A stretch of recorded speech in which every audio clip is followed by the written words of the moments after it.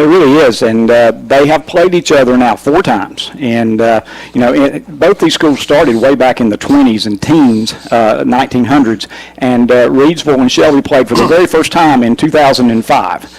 The state championship in 2005, Shelby won by 8 points, and the state championship in 2007, Reidsville won by 8 points. How about that? And then Shelby played at Reidsville 2 times in the Western Finals, and I think it was 2013 and 2014, and Shelby got a win both those times. So the Golden Lions lead the overall series 3-1, but they have not played since then. Also, one other thing that's kind of interesting, Paul, is this is Reidsville's first away playoff game since 2013. Oh, my word. And so one of the interesting things about this Reidsville team is how will they deal with a 3-hour bus ride to play a playoff game.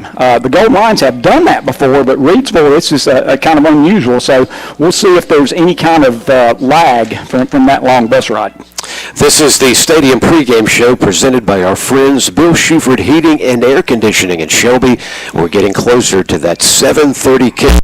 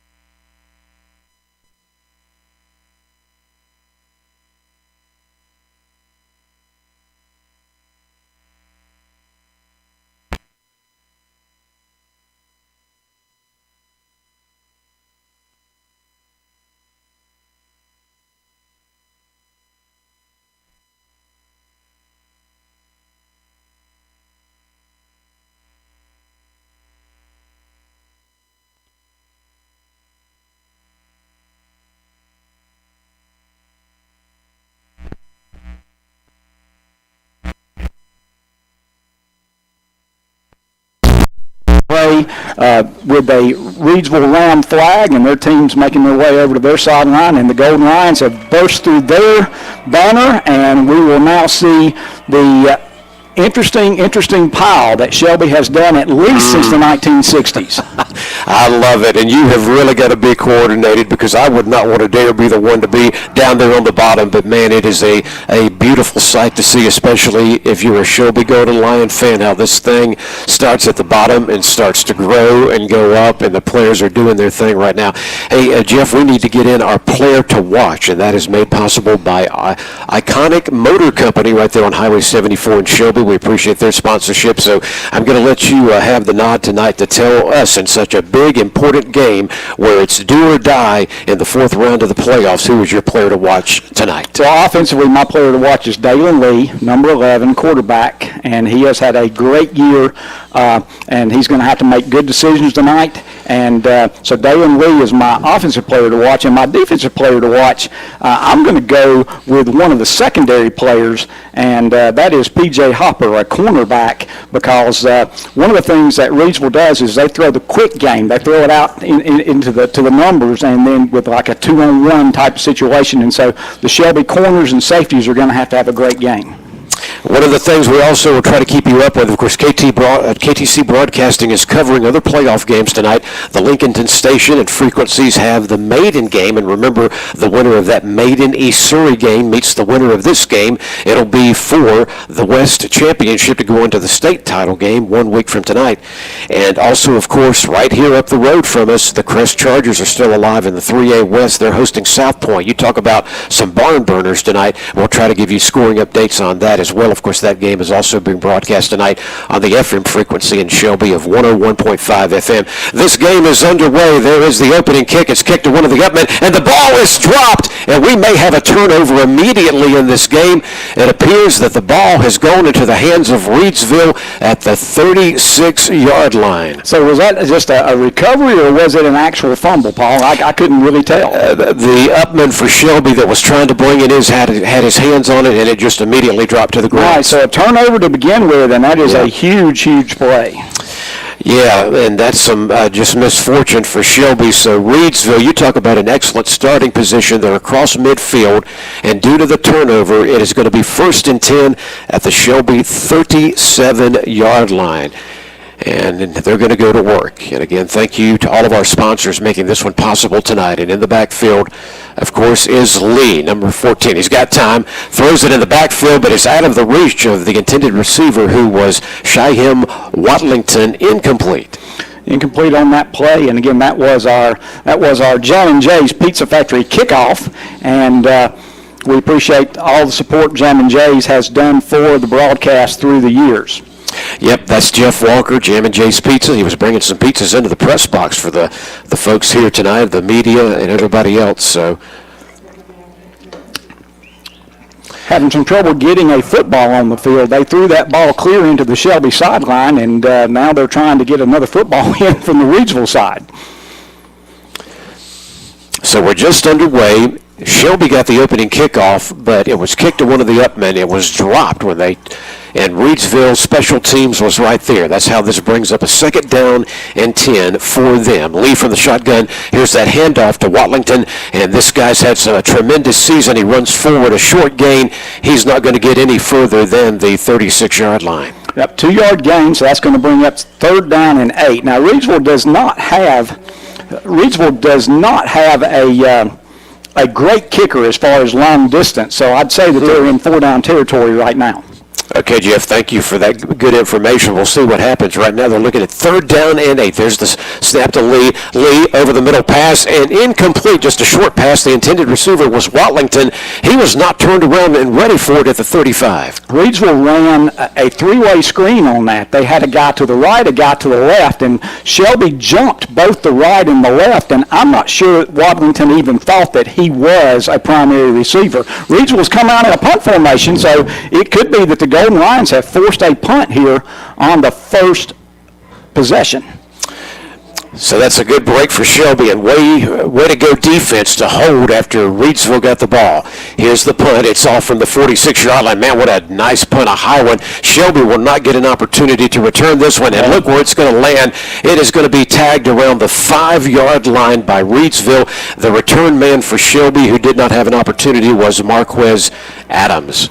So the Golden Lions are going to have the ball, but they're going to have it on their own 5-yard line. But again, you've got to feel that they are quite fortunate having turned the ball over deep in their territory on the opening kickoff. So, ladies and gentlemen, what they need to do on this first series on offense of the night for the Golden Lions, they need to go 95 yards, and this kind of an offense is capable of doing so. But what you got to do is be careful when you're that deep in your own territory. So let's see what Dalen Lee and the offense are going to pull out of their hat here to begin this one tonight. They'll run straight ahead at Reidsville and a short gain to about the 13-yard line. But, you know, that 3-yard gain does get Lee out of the end zone if he has to sit up and throw the ball. So that was a nice hard run by, was that Key or was that? Petty, I believe, Petty, that time. Jalen Petty, yes. Yep. What a season that young man's had. Of course, several of these running backs have got tremendous stats for Shelby, and not to mention what the wide receivers do. Wanting to go to the air for the first time. Lee's going to air it out, going deep downfield. He's got his man at the 40, 45, 50, across midfield, and all the way down to the 46-yard line of Reidsville. That is number 6, Isaiah Bridges. What a clean catch, and it's going to be on the 46. Sorry, Paul, if I stepped over you there. Oh, hey, we're both excited about that one. You're talking about getting out of being deep in your own territory. And Bridges, by the way, this young man came into tonight's game with 887 receiving yards. And that is a CSI mechanical first down for the Golden Lions. So a new set of downs, 1st and 10. Lee across the field, hits his man out in the flat to the 40, and out of bounds around the 35-yard line. And that's Luke Williams, 5'11", 175 wide receiver, and he's going to have another CSI mechanical first down. So the Golden Lions are on the move. There's 10:29 left on our No Malarkey Mr. Sparky scoreboard. Golden Lions 1st and 10 on the Reidsville 34-yard line. Yep, the more you talk about our first down sponsor, the better we all feel. Shelby's on the move, the no-huddle offense. Running to the corner this time, and not going to be much running room down at the 38-yard line. And again, we see that is Petty on the run. That's a 2-yard gain, so it's going to be 2nd down and 8. The ball is almost in the middle of the field at the 32-yard line. I think it's important that Shelby run because they've got to keep those linebackers honest for Reidsville. They do a great job on their stunts. Yep. Double receivers on both sides of the field. Trying to get Reidsville to jump was Lee on the count. The play clock, by the way, plenty of time. It's down to 18, but he's taking his time. Reidsville waiting. Lee's got the snap. Looking. Here comes some defensive pressure now. He's going to take off running across the 30 to the 25, and he's going to run out of bounds at about the 21-yard line. There are flags on the field, and where that is, I can guarantee you, Paul, that's going to be holding. Anytime that Lee has to hold the ball that long, holding is going to be a possible issue. The flag's going to be down at the 33, so that'll turn into one of those 11-yard penalties in high school. They always, where the spot of a hold occurs, that's where they start marking it off. Exactly. And by the way, our penalty flags are made possible by the WhatsApp Shopper. WhatsApp Shopper, shop, take a look at all their listings at whatsappshopper.com. So the ball takes them back, that penalty takes them back to the Reidsville 43-yard line, and that'll set them up now with a 2nd down and very long. It's going to be about 2nd down and 20 coming up here. One back in the backfield, some receivers left and right, and it is caught at the 29-yard line, trying to make a move and get upfield, but he won't go any further. That's Jakeith Hamilton on the grab there, Jeff. But that does make it a very manageable 3rd down, 3rd and 5 now for the Golden Lions. Yep, you get a big play like that, and you cut that, what was a 2nd down and 19, and make it a 3rd down and 5. You're right, that is great. Clock ticking, no score. 9:12 to go in this playoff game between two longtime greats in Shelby and Reidsville. Some instructions coming from the Shelby sidelines. Triple receivers to the far side, one to the near side. And looking to that far side of the field, and he just couldn't bring it in. Incomplete. That was Luke Williams dropping it at the 25.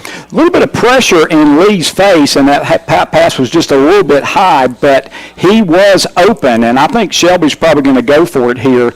Again, Berkowitz is a great kicker, but I just don't quite think 46 yards is in the offing tonight, especially as cold as it is. It is cold out there tonight. It is a cold night, and we hope you had a great Thanksgiving, by the way, on the day after this. They refer to it as Black Friday, and there's a lot of black in this stadium tonight, as you would expect. Let's see what the Golden Lions are going to come up with on 4th and 5. Lee's got it. He's going to take off running. Across the 25, he's going to be very close to the marker where he comes down. Let's wait and see where the official marks the football. I do believe it is a 1st down for the Golden Lions. Good run by Dalen Lee. 1st down, of course, from our friends at CSI Mechanical, and we're so happy. I tell you what, Jeff, Lee got just exactly what he needed, didn't he? Absolutely. From the 23-yard line, a new set of downs for this Golden Lion team. Oh, man, a hard hit, and coming down immediately, helmet to helmet. Thank goodness he's getting up. I think it might have been Petty on that carry. I think it was, and it looked like there was a hold to the left, but Petty was met very rudely. He's actually going to get a 2-yard gain, so it's going to be 2nd down and 8. So Petty remains the lone running back in the backfield. Triple receivers to the near side, one to the far side. And again, Lee wants to go to the air. He's looking. Lee is now going to take off running. He's inside the 20, and then he takes a hard hit and goes down at the 18, maybe 17-yard line. I believe they may even give him all the way to the 16. A good hard run. That's going to be 3rd down and 3. Shelby has had the ball. They started on their own 5-yard line. We're down to 7:43. Clock still running. Now Shelby's down at the Reidsville 16. There are, again, 7:35 to go. No score. Golden Lions on the move, though. And, Jeff, this will end up being, I think, play number 8 or 9 of this drive, as you said, that started at the 5-yard line. 3rd down and 2 coming up here. The junior, Dalen Lee, wants to go to the air. He's going to fire towards the corner of the end zone. Well covered was the intended receiver, incomplete. So that's going to bring up 4th down and 3, and Shelby is going to trot in the field goal team. Jack Berkowitz, and this should be a field goal attempt of 33 yards. Holder is number 7, Luke Williams. Berkowitz for the year is 5 of 7. 5 of 7 in field goals. This is a Settle Heating and Air field goal. Berkowitz kick is up. It's going to barely get across that bar. Almost looked like a Reidsville player might have got a finger on it, but just enough to get over, and Shelby is on the board. 7:05 to go in the first quarter of action, and the Shelby Golden Lions lead Reidsville by a score of 3-0. You're listening to the Shelby Golden Lions in playoff football on KTCBroadcasting.com and WOHS, of course, a long-time radio tradition. So Shelby held the ball for 4 minutes and 7 seconds, and that is an epically long drive for the Golden Lions. They are known for quick scores, but that's a great drive, especially when you consider that the opening kickoff, Shelby fumbled it, and Reidsville got the ball inside the Shelby 40. I think there was 9 plays in all, and they ended up going with the field goal, which, of course, reliable Berkowitz put through.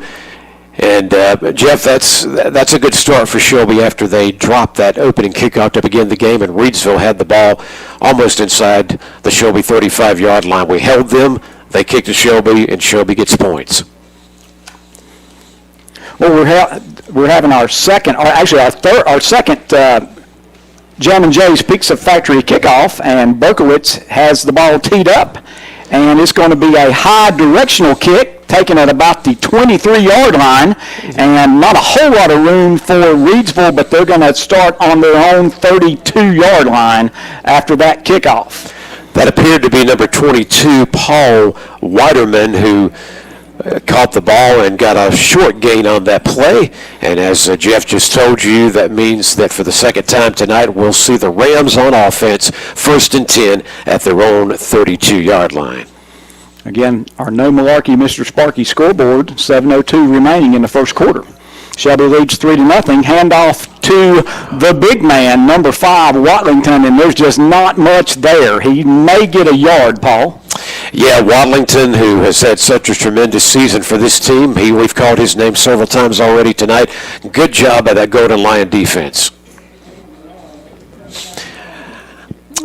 6:39, clock ticking to go in the first quarter of play between two longtime traditions in high school football, champions galore between Shelby and Reidsville, as Reidsville is actually having a rare road game in the playoffs in recent years. Quarterback wanting to go to the air. He's going to go deep downfield. He's going to overthrow his intended receiver, who, by the way, was Flippin, number 3. And Flippin is the big play receiver. There haven't been many times that I've seen in the 2 games that I've been able to watch Reidsville that they've actually dropped back and thrown a deep pass. Shelby was trying to double Flippin, and both men kind of got sort of tangled up with each other, and Flippin was open, so a good pass would have been 7 for Reidsville, but so Shelby a little bit fortunate on that. So it's now 3rd down and 9. Reidsville.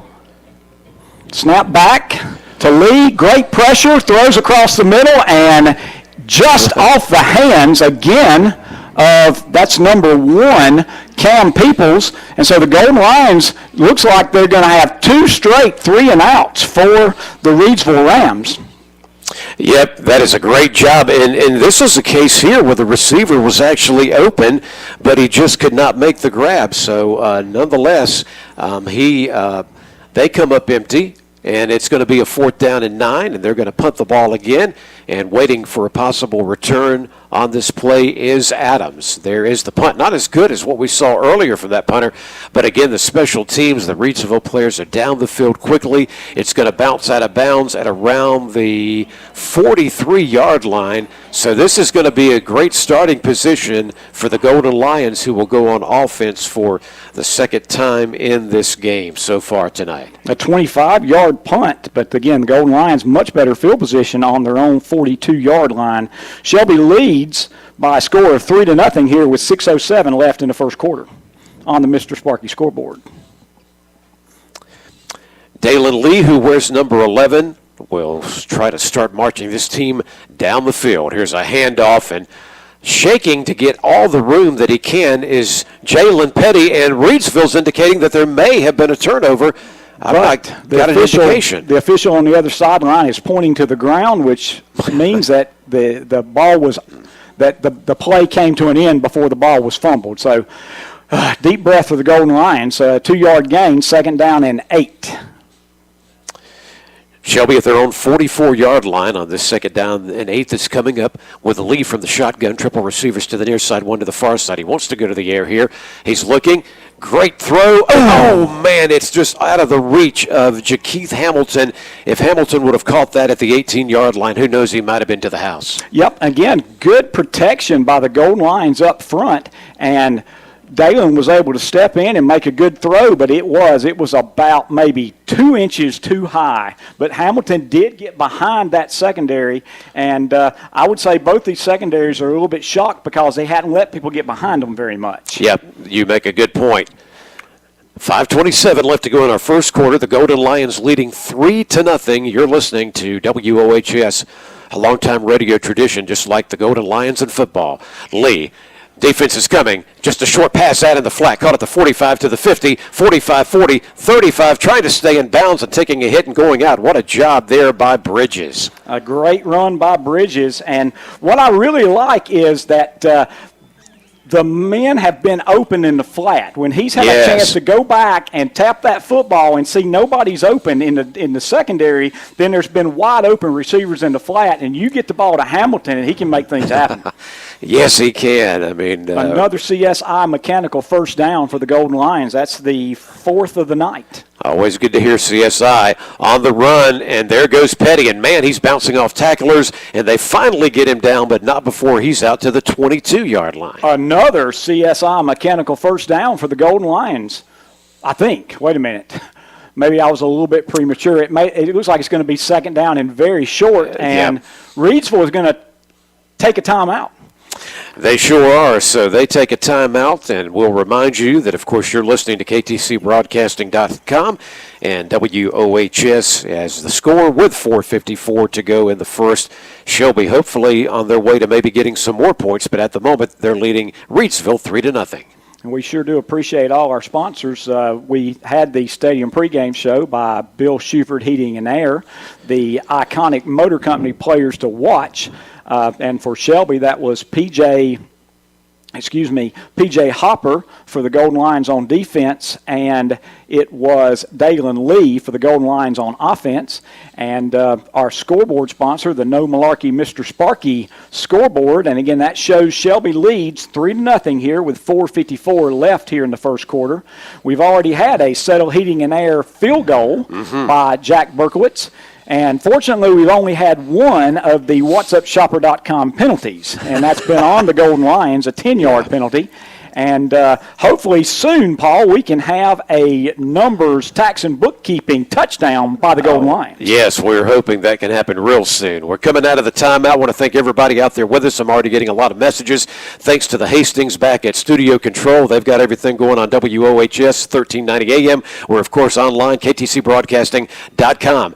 And on the snap of the ball, we have got a penalty flag right here that's going to work against the offense. Apparently, they jumped the gun, Jeff. Well, what happened that time is one of the tackles actually got down in a three-point stance, and unfortunately, he got down in a three-point stance about the time the ball was snapped. And so that was the penalties. That's the second penalty on the Golden Lions, second penalty of the night, 5-yard penalty, and that makes it 1st and 15. You hate to have those penalties, but 1st and 15 beats the heck out of 3rd and 15, Paul. And another one of those, WhatsUpShopper.com. Check it out, a website you'll thoroughly enjoy, WhatsUpShopper.com, penalty flag.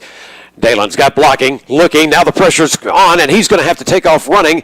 And he is tackled from behind, and man, thank goodness he apparently held on to the football, goes down far side of the field at the 25. Yeah, that tackle was by number 44, Jeriel Cobb, who is a freshman, but he has played all year for the Reidsville Rams. And you said it, Paul, one of the great things, when you got a guy coming from behind, and the Golden Lions are now going to take a timeout at this time, but when you're running downfield and you're trying to think about maybe throwing the ball and a guy hits you from behind, behind, that's when fumbles happen. And so he did a great job of hanging on to that football. Yeah, well, and Lee has proven himself to be one of when we could say this, and Jeff, you were there for so many years, just another one of the great Golden Lion leaders, quarterbacks. And it takes being able to take those unseeable hits coming from behind, coming from the side. That means that football is like truly a baby to you. You've got to hold on to it. You got to be prepared. And that man, that young man, has proven himself time and time again in this 2021 season.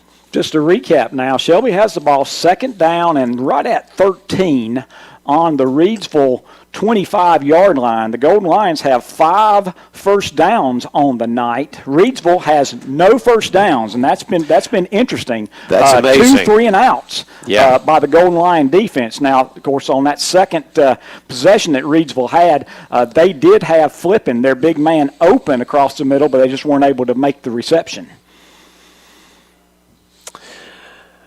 So coming back to work out of that timeout, the Golden Lions on now a 2nd and 13 at the 25-yard line, and that is of Reidsville, by the way. And we have got a little wildcat going on here for the Shelby Lighters inside the 15 all the way to about the 10-yard line. And how about that job right there? That's Drew Hollifield coming in the game. That is Drew Hollifield snuck in there, but unfortunately there is a flag down. It's a 23, and it's going to be a holding penalty. Oh, my goodness. What a beautiful play being wiped away. It was, and again, that's going to turn out to be another 10-yard penalty. Of course, it was upfield a little bit, so it's actually going to officially be an 8-yard penalty, but goodness gracious, that's three penalties for the night, all on Shelby. And at this point, Drew's going to trot to the sidelines. I'll tell you what, now, hoping that Dalen wasn't injured on that play. Yeah, this is something we got to keep an eye on, because this is 2 consecutive plays that Drew Hollifield's in at quarterback. Now, still in the backfield is our lone running back, Jalen Petty. There's the snap. It's a fake to Petty, rolling back. Hollifield looking. Now he's going to run straight ahead, and he's tackled by about 3 different Rams, just a short gain to the 33-yard line. I am trying to find Dalen on the sideline and do not see him on the sideline. So mercy. Not quite sure, but it does make you wonder if you just don't think that Hollifield would be in there at this point. So. Well, and another thing about this is the fact that, this is, according to how long Lee's out and what's going on here, could really just change a lot of things. Now, the Golden Lions have a number of great athletes and support coming off that sideline, don't get me wrong, but right now we're going to continue to see Hollifield in at the QB position. I thought he was just coming in maybe for that one play like a wildcat formation, but he remains on the field, and now the Shelby coaching staff coming onto the field having some words, and there's a timeout called. Well, what happened was the play clock went down to 0, and so Shelby quickly took that timeout. Now, Dalen is out there. He's out there in the huddle. Okay. But you just wonder if it's a hand issue or something, because he was running with the football and fell on the football, but so the good news is he's not off the field.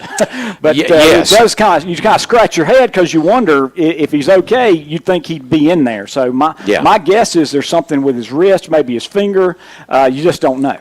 And, of course, from our position, when we're locked in on the game, we're sitting here, of course, at about the 45-yard line. And I'm talking about if you're looking straight on from the Shelby side, we're right at around the 45-yard line to the left. And Lee is coming back onto the field. I'm so glad to see that. That's good news. So Dalen Lee, 6'2", 178, the junior star quarterback, returns, and that's good. So it's 3rd and right at 20 yards to go. Again, we're 3:02 left in the first quarter. Golden Lions lead 3-0.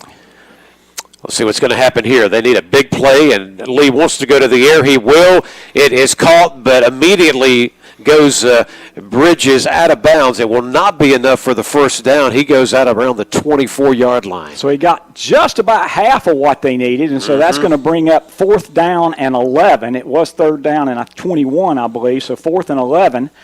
And shows no ill effects. So it's really interesting, exactly what was going on that last on those last couple of plays.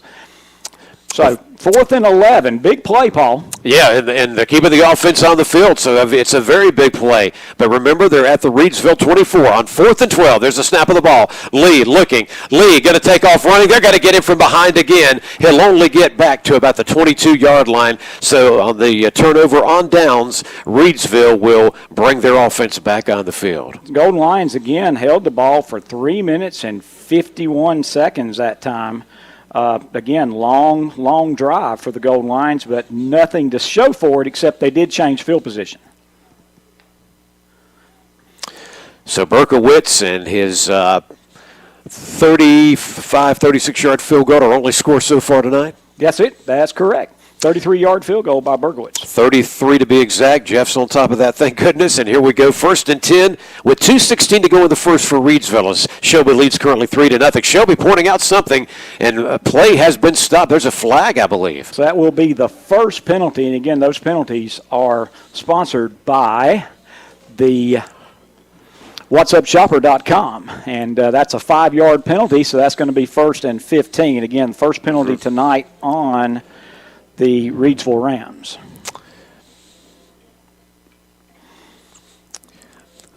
The Golden Lions, this is such a normal thing for their football program. You always feel good when your football team's still playing, don't you, Jeff, on the Friday night after Thanksgiving. That is something. It's a great thing.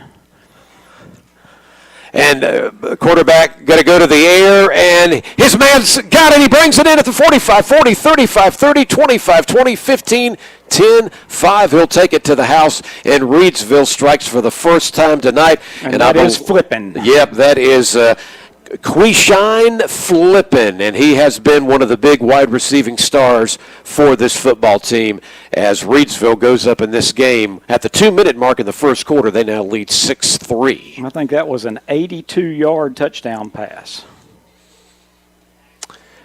We'll see what they're going to do here. You said they will run a 2-point conversion out of this, but they are now going to shift over, and it looks like they will actually go for the point after touchdown. Yeah, that was a little bit of how they do that. We see a lot of football teams do that for the first time they come out. We wondered if they felt good enough about their kicker, and they do, to go for the extra. It's Anthony Franson, and Franson puts it through. So we're going to give you a update on our No Malarkey, Mr. Sparky of Cherryville scoreboard. It is now Reidsville over Shelby 7-3 after the huge pass play of course, Lee hitting Flippin just moments ago. So both quarterbacks are named Lee, Al Lee for the Reidsville Rams and Dalen Lee for the Shelby Golden Lions. And after that 82-yard touchdown pass, and again, it looked like we actually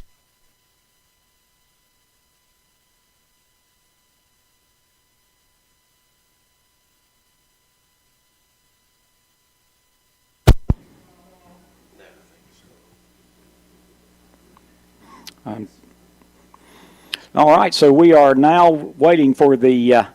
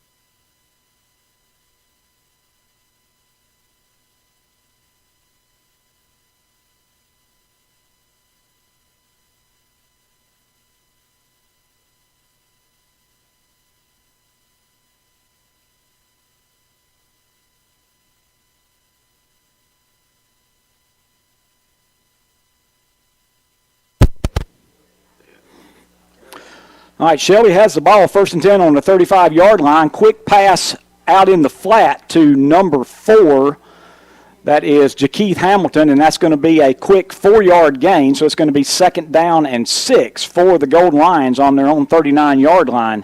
Reidsville leads here on the Mr. Sparky scoreboard 7-3 with 1:40 left here in the first quarter. And sandwich 2. We're on commercials. Okay, Jess, sorry about that. So, some changes with some of our audio equipment, and we were just double-checking something. And my apologies, folks, as we get you back to the action here. Great job by Jeff carrying on as we were making an equipment adjustment here in the press box.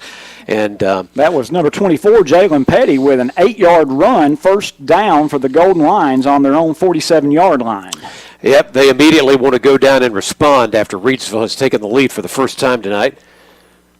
Just Empty a little backfield. Exactly, which means the lead's going to go to the air. This pass is knocked into the air, and we have got a Shelby turnover as Cam Peoples, number 1, was there as it went off of one of his players' fingertips and then into the hands of Cam Peoples. Yeah, it was a nice pass, but it was just in a little too much traffic, and that ball got knocked up in the air, and it was intercepted. So the 2nd turnover now for the Golden Lions, and Reidsville is leading 7-3 and now has the ball on their own 46-yard line.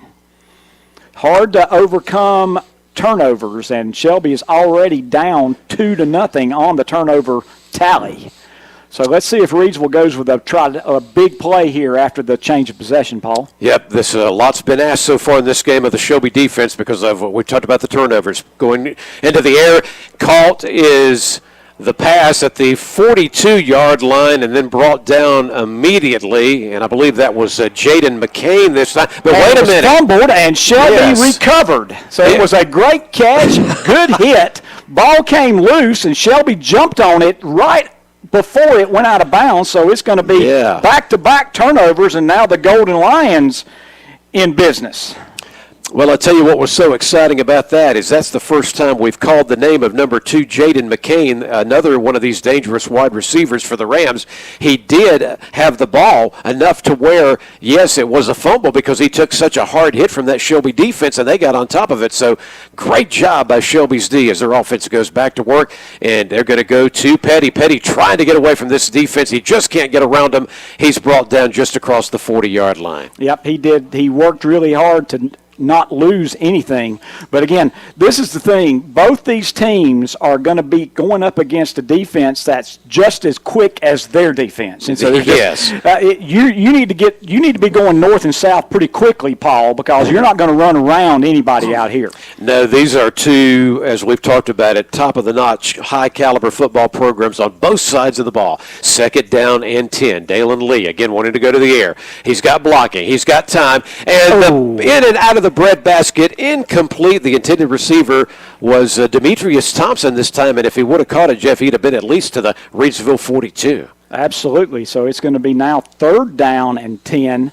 One of the first times that Shelby, well, I guess 2nd time Shelby's been 3rd and relatively long.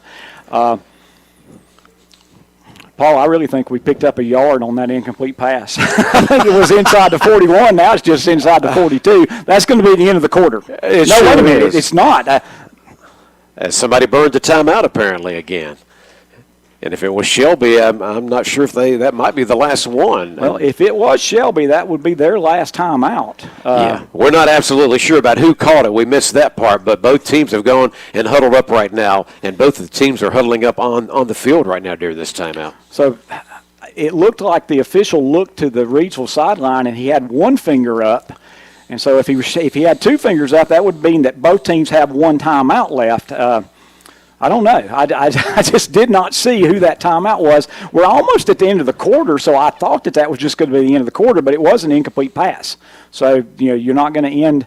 There's 20.8 seconds left here in the first quarter. I wish we knew exactly who called that timeout. I'm guessing Reidsville, but who knows?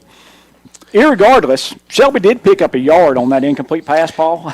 And it's going to be 3rd down and 9. Yeah. And if you're just tuning in, don't think this man's lost his mind. Well-known Jeff Jones, by the way, folks. It's just the officials seem to place the ball upfield a little bit for the Golden Lions after that incomplete pass. By the way, Jeff, we'll both be able to give our voices a break. We should be able to take a commercial break at the end of this first quarter just to give you a cue on that coming up. We've got another timeout on the field. So apparently now either Reidsville or Shelby has called the latest timeout. It was Reidsville. Took a timeout just then. So I don't know. I keep up with timeouts, but maybe we should go to a commercial now that we've got a chance. Let's hear from one of our sponsors. Stay with us. This is KTCBroadcasting.com, Reidsville 7, Shelby 3. Get ready for the big stop in at the Woodbridge Handy Mart. Start the day off with one of their big breakfast biscuits. At lunch, nothing beats their Hunt Brothers Pizza and Wings and sandwiches too. Plus, get a hot dog on the roller grill. Enjoy a soft drink, slushie, cup of coffee, or cappuccino. And they carry ethanol-free, 90-octane unleaded gasoline blend designed for use in recreational and marine engines. The Woodbridge Handy Mart, 987 Stony Point Road near the Woodbridge Golf Course, open 7 days a week. We're back to the action, and Dalen Lee's pass is well downfield, but did the Shelby receiver bring it in at the 39-yard line? That remains to be seen. They are saying it was a completion, so that was a nice pass all the way down to the 39-yard line. I think that was Luke Williams hauling that in, and that's the 7th first down, and those first downs are sponsored by CSI Mechanical. Wait a minute, are they... Oh, no, there's a penalty flag down. Goodness gracious. My. Every time Shelby has had a big play in this late part of the first quarter, it has been brought back. It's happened again. And I got to tell you, that was a tremendous catch and great footwork by Luke to be able to bring that ball in before he stepped out of bounds. As a matter of fact, I saw the reaction of the Reidsville sideline. Their coaches, their players all were saying he was out of bounds. But that's not why this is being taken away. The pass is coming back due to this, sadly, latest Shelby penalty flag. And so that's going to bring up 3rd down and 22 for the Golden Lions. 5.1 seconds left here in the first quarter. And as we say, 3rd and forever here with 22 yards needed. Lee's going to let it fly. Got a man open. It is caught and then tackled immediately by several players at around the 47-yard line. Yeah, he got all the way up to the 48-yard line, but it's going to be 3 yards short, and that will bring us to the end of the first quarter, Paul.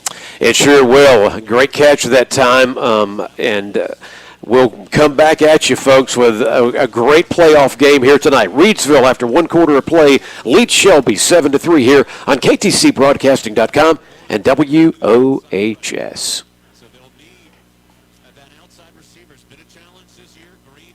It's 3rd down and 22 yards to go. Now, that's a tough situation for any team. Your taxes done properly is a problem. That's when you in public attorney. She has the team you can count on.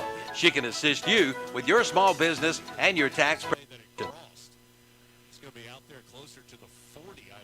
And in City, 28245-8351. Kimberly Spicer, CPA and attorney.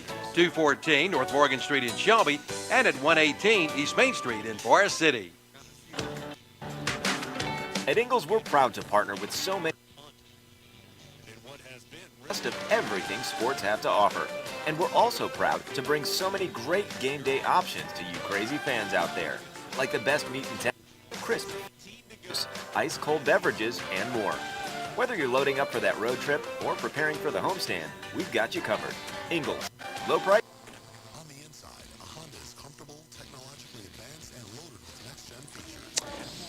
I'm Paul Foster with Jeff Jones, and we are so delighted to be here on WOHS 1390 AM and, of course, KTCBroadcasting.com. As tonight, Reidsville and Shelby are playing each other. We almost feel like this should be in a state championship or at least the game for the right to go to the state championship, and here they are meeting tonight, and Shelby will line up on 4th down and 3. Appears they're going to punt as we begin the second quarter. They're down, by the way, 7-3. It's a fake. The Golden Lions, though, are going to come up short as Reidsville was all over that one, and they'll take over at the 46-yard line of Shelby. Yeah, that was somewhat doomed because Reidsville lined up in a defense. They said, we just don't think you're going to punt. And Shelby tried to fake it and actually lost some yardage. And so now Reidsville's going to have the ball 1st and 10 on the Shelby 46. Now, the last time this happened, Reidsville turned it right over with an interception after a great pass, I might say. So Al Lee, number 14, back running that offense. He's got good blocking at the moment. Now Shelby's putting the pressure on. Lee escapes getting sacked, but not the second time, as at least 2 Lions were in there to bring him down all the way back at the 43-yard line. All the way back. That's going to be a 10-yard sack, and it was pretty much the entire Lion front 4 that made that sack. And so that's 2nd down and 20 for Reidsville. Again, lots of time, but for a change, nobody open. And I tell you what, Paul, I've seen Reidsville go back and try to throw deep more tonight than in the last 2 games that I've seen them on film. So 2nd and 20. Yep, faced with a long one here thanks to that great pursuit by the defense. Here's an inside handoff this time, and good coverage by the Golden Lions. Cam Peoples on one of the few runs we've seen him do tonight. Usually they will go to Watlington, number 5, but just a short gain to the 45. Yeah, only a 1-yard gain, so that brings up 3rd down and 19. Again, for the night, Reidsville has 1 first down, and that was a first down that they made, and then the ball was turned over after that first down. So here we go, 3rd and 19, empty formation for Reidsville. Got a bunch of receivers stacked up on the far side of the field. Great defense again, and there is another sack as the Lee's going to go down this time back at the 39-yard line. Yeah, that's a 6-yard loss, and I just don't know if they can live with an empty formation because, goodness gracious, I thought they were running a screen the Golden Lions got through so quickly. And let's give a big slap on the back to DeMario Allen, number 50, in that time on the sack for Shelby. So that puts Reidsville back in punt formation. They're going to be punting from their 39-yard line. They're having trouble. They've got to get another player up there. There's still plenty of time on the clock. Franson with the punt. And awaiting it, but, oh, man, he's touched it now. He's going to have to take off with it, and there he goes.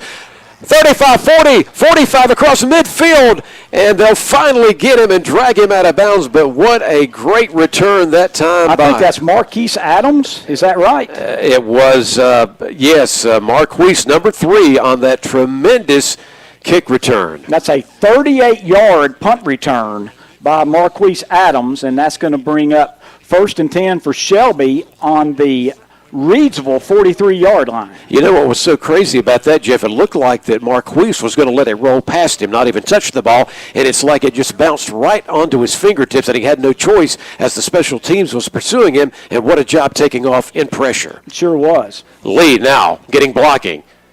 Going to let it fly. Just a short pass is called at the 33 to the 25, 20, 15, 10, 5. And the Golden Lions are very close to the end zone. Out of bounds at the 2-yard line. 2-yard line. And again, is that number 4, Jakeith Hamilton again? I'm just waiting for him to turn around. The dark colors, you have to get just the right look at it. And you're right, Jeff, it sure was. I warned Paul that these Golden Lion uniforms are beautiful, but it's so difficult to read the numbers. Yeah. So it's going to be 1st and goal, and they are bringing in the jumbo package now. And so we've got Drew Hollifield back at quarterback, and we're also bringing in again, this is just the jumbo package. That's the only way you can say it. We got all the big defensive linemen are in to block. Yeah, and I just saw DeMario Adams, Allen come back out. He had this sack a little while ago. Oh, my goodness. And false start on the tight end. He stepped forward, and so what was 1st and goal from the 2 is now going to be 1st and goal from the 7.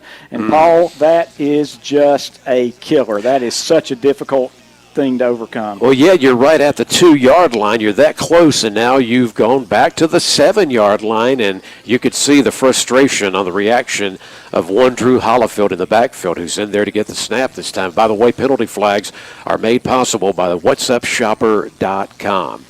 Hollifield this time trying to go off to the left side. They were ready for him. Short gain, 2 yards to the 5. Yeah, I believe they're going to actually mark him just outside the 5. But now it's 2nd down and goal. We're 8:19.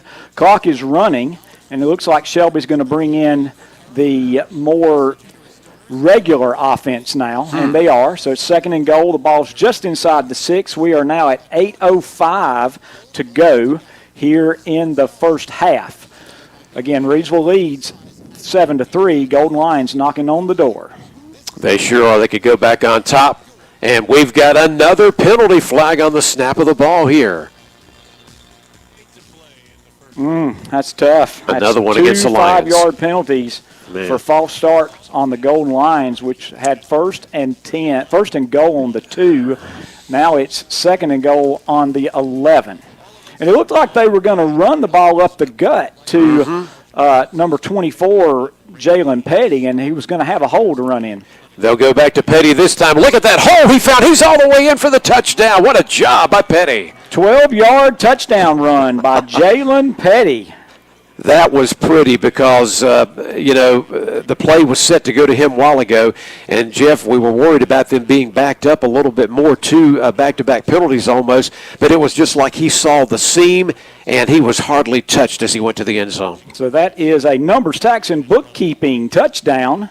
And Jack Bergwitz is in to attempt to tack on the Settle Heating and Air point after touchdown. He certainly is. And Shelby's back on top, 9-7. Can they make it 10-7? Reidsville almost jumped. There's a snap. There's the hold. Kick is up. They are going to call Reidsville for offsides.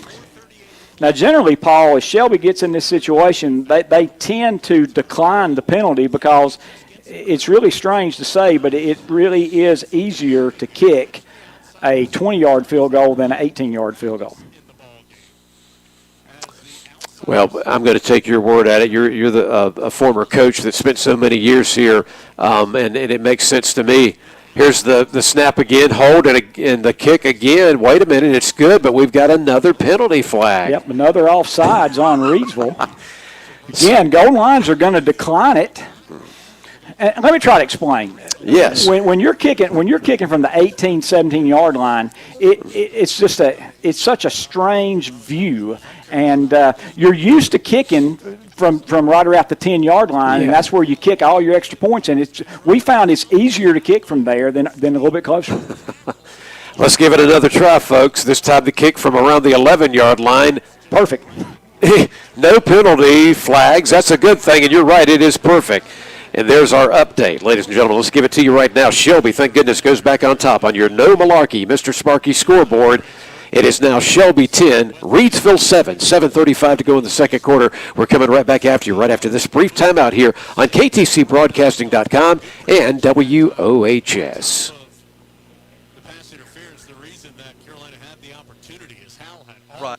See Webb Chemical and Paper Company in Shelby. You'll find a great service. With Chandler to his left, Kamari Morales, a wing on the left side of the line. Helpful staff will assist you with all your janitorial and paper product needs. Webb Chemical and Paper Company is conveniently located at 2500 West Dixon Boulevard in Shelby, Highway 74 West. Stop by and see them today or call 704-482-4331. Webb Chemical and Paper Company, 2500 West Dixon Boulevard. Check them out at the website at webchemicalandpaper.com. Defending on the play, Green made a nice adjustment to come back. We're back live. Our pleasure to be calling this one for you tonight. Paul Foster teaming up with Jeff Jones. It's KTCBroadcasting.com. And, of course, we're on the air tonight at the long tradition in local radio, WOHS at 1390 on the AM dial. Jeff, thanks to the work of Shelby moments ago, they now lead 10-7 over Reidsville. And the John Jay's Pizza Factory kickoff, Jack Berkowitz, again, kicks a directional kick to the right sideline. Ball taken at the 30, and he's going to get to the 31, and that's it. What a great job by the Shelby special teams as they get to an attack immediately. Jamarian Blair, number 4. Blair could hardly take a step or two as he was surrounded by the black and the gold of the Shelby Golden Lions. You know, a 30-yard kickoff does not look very good on the stats, but a 30-yard kickoff that's really high and you get no return, that's a good kickoff. Yes, it is. So Reidsville now trying to answer the Shelby touchdown. Shelby leads 10-7, 7:29 left here in the first half. Snap back, handoff to Watlington, and he is hit 2 yards deep in the backfield, but he gets out of that and is going to get a nice 6-yard gain. And that we have really seen Watlington for the first time. Every time, and what I say by the first time is that's the first time he's really got any yardage running. Yeah. And now every time he's been hit in the backfield, but that time he got out of that tackle. Yeah, and you almost know every time he's got the ball, even without even seeing the number, because he's got those the long hair coming down the back of his helmet, maybe even some dreadlocks, but he's got that long hair, so it's coming out of his helmet, and that's just one of those examples there that it looked like we had him in the backfield, and he kept on fighting and ended up turning that into yards. Well, Shelby just took another timeout. I am sure Shelby's out of timeouts. I think Reidsville may be out of timeouts. If at most Reidsville has one. We had that interesting kind of phantom timeout earlier in the game, and they never signaled who it was. And I know Reidsville has taken 2 that I've seen. Shelby has taken 3 that I've seen. So there no timeouts left in this whole first half. Defensive staff was really upset. Apparently one of the Shelby guys was not on the field, or there was an extra Shelby player on the field. That's the only reason I can think that they would have taken a timeout in that spot, Paul.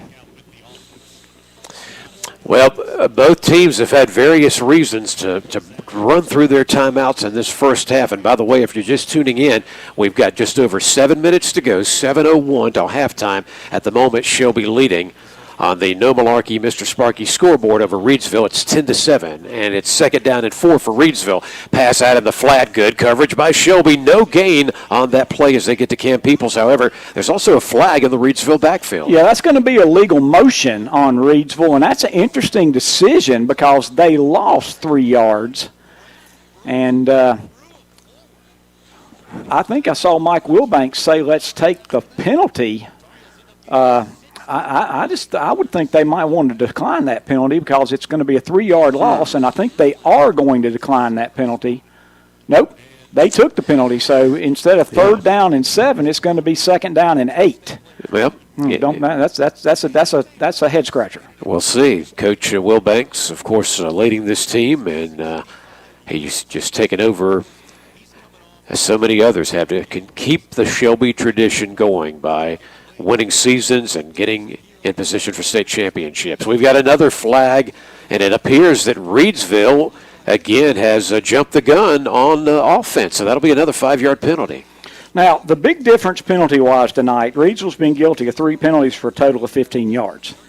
Whereas Shelby has been guilty of 6 penalties for 47 yards. Oh my, yes. And without and so many of those holding penalties wiped out fairly substantial gains by the Golden Lions. But even with that, and being down 2-1 in a turnover battle, Golden Lions still lead 10-7. That's the good thing. Quarterback wanted to go to the air. He's going to go deep downfield and double coverage and incomplete. The intended receiver was Jaden McCain at around the Shelby 45-yard line. Now, that was nice because the Golden Lions had double coverage and they didn't lose that double coverage, and that ball was thrown well away from everybody. There has been 2 times that Flippin's been in double coverage, and both times he's run past the double coverage. He can fly, Paul. That's a very technical, scientific term. He can fly.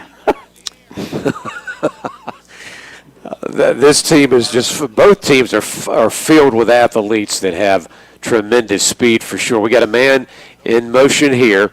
Quarterbacks in pressure again, and they've got him another sack. I think, Jeff, that's at least 3 on the Reidsville quarterbacks so far tonight. And that is number 9, Santana Hopper, along with, got a little bit of help, number 8, Malachi Hamrick. And so that's going to be 25. That's going to be, Reidsville's now going to be facing 4th down and 24. So that's going to be a nice, another 8 to 10 yard sack by the Golden Lions. Yep.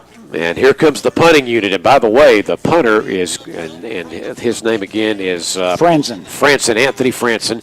He wears number 99. He's going to be inside the 5-yard line. Shelby's coming after him. He'll get it off. A nice high punt.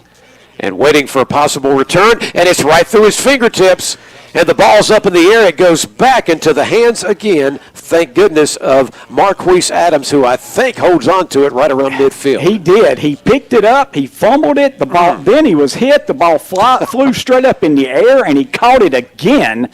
Whew, that was tremendously dangerous. Shelby's going to have the ball on the 50-yard line, though. 5:24 remaining here in the first half. Shelby leads 10-7 here on your No Malarkey Mr. Sparky scoreboard. 64-yard drive and 2:36. Some funky plays on that drive. Green drop. Have you got a Shelby's offense going back to work. Lee being pressured in the backfield, he gets the pass off, and again another one of those diving out of bounds, and I think this time it will be incomplete. The receiver did not bring it in. Yeah, he couldn't get his feet down on that. He did a great job to catch it, but there was just no way he could get his feet down. Franson has now punted 3 times tonight. He only punted 23 times all year, so this has been an unusual game thus far for the Reidsville Rams. Reidsville has 1 first down for the night, but they also have an 82-yard touchdown pass. That's true. Of course, in the familiar spread offense, the one-back petty, double receivers to both sides of the offensive line to the near and far side. Quarterback getting some instructions from the Shelby sideline. Of course, that young man is Dalen Lee. And now he asked Petty to go to his right instead of being on his left, does Lee. Play clock down to 3. There's the snap of the ball into the QB's hands. He's looking. He's going to air it out, and he's going to underthrow the intended receiver at the Reidsville 40-yard line. Yeah, he was under a little bit of pressure, and he got hit just as he released that ball. Dalen was a little bit disappointed. He got the twitch by the defensive end, but apparently he had lined up far enough off the ball that he wasn't offsides. And you could tell Dalen was a little bit irritated that he didn't get that 5-yard penalty. So yeah. Shelby is now facing a 3rd and 10, looking for a possibility of their first 3 and out of the night. That intended receiver, by the way, Luke Williams on that last play. One of the receivers is in motion. Lee is taking off out of the pocket. He is to the 45, and he'll make the smart. Oh! There is a late hit at the 44-yard line. They haven't thrown a penalty. They hit him in the head. They hit him in the helmet as he was going out of bounds. The official was standing right there, but we do not see a flag, and the Shelby sideline is not too happy about that. Oh, my goodness.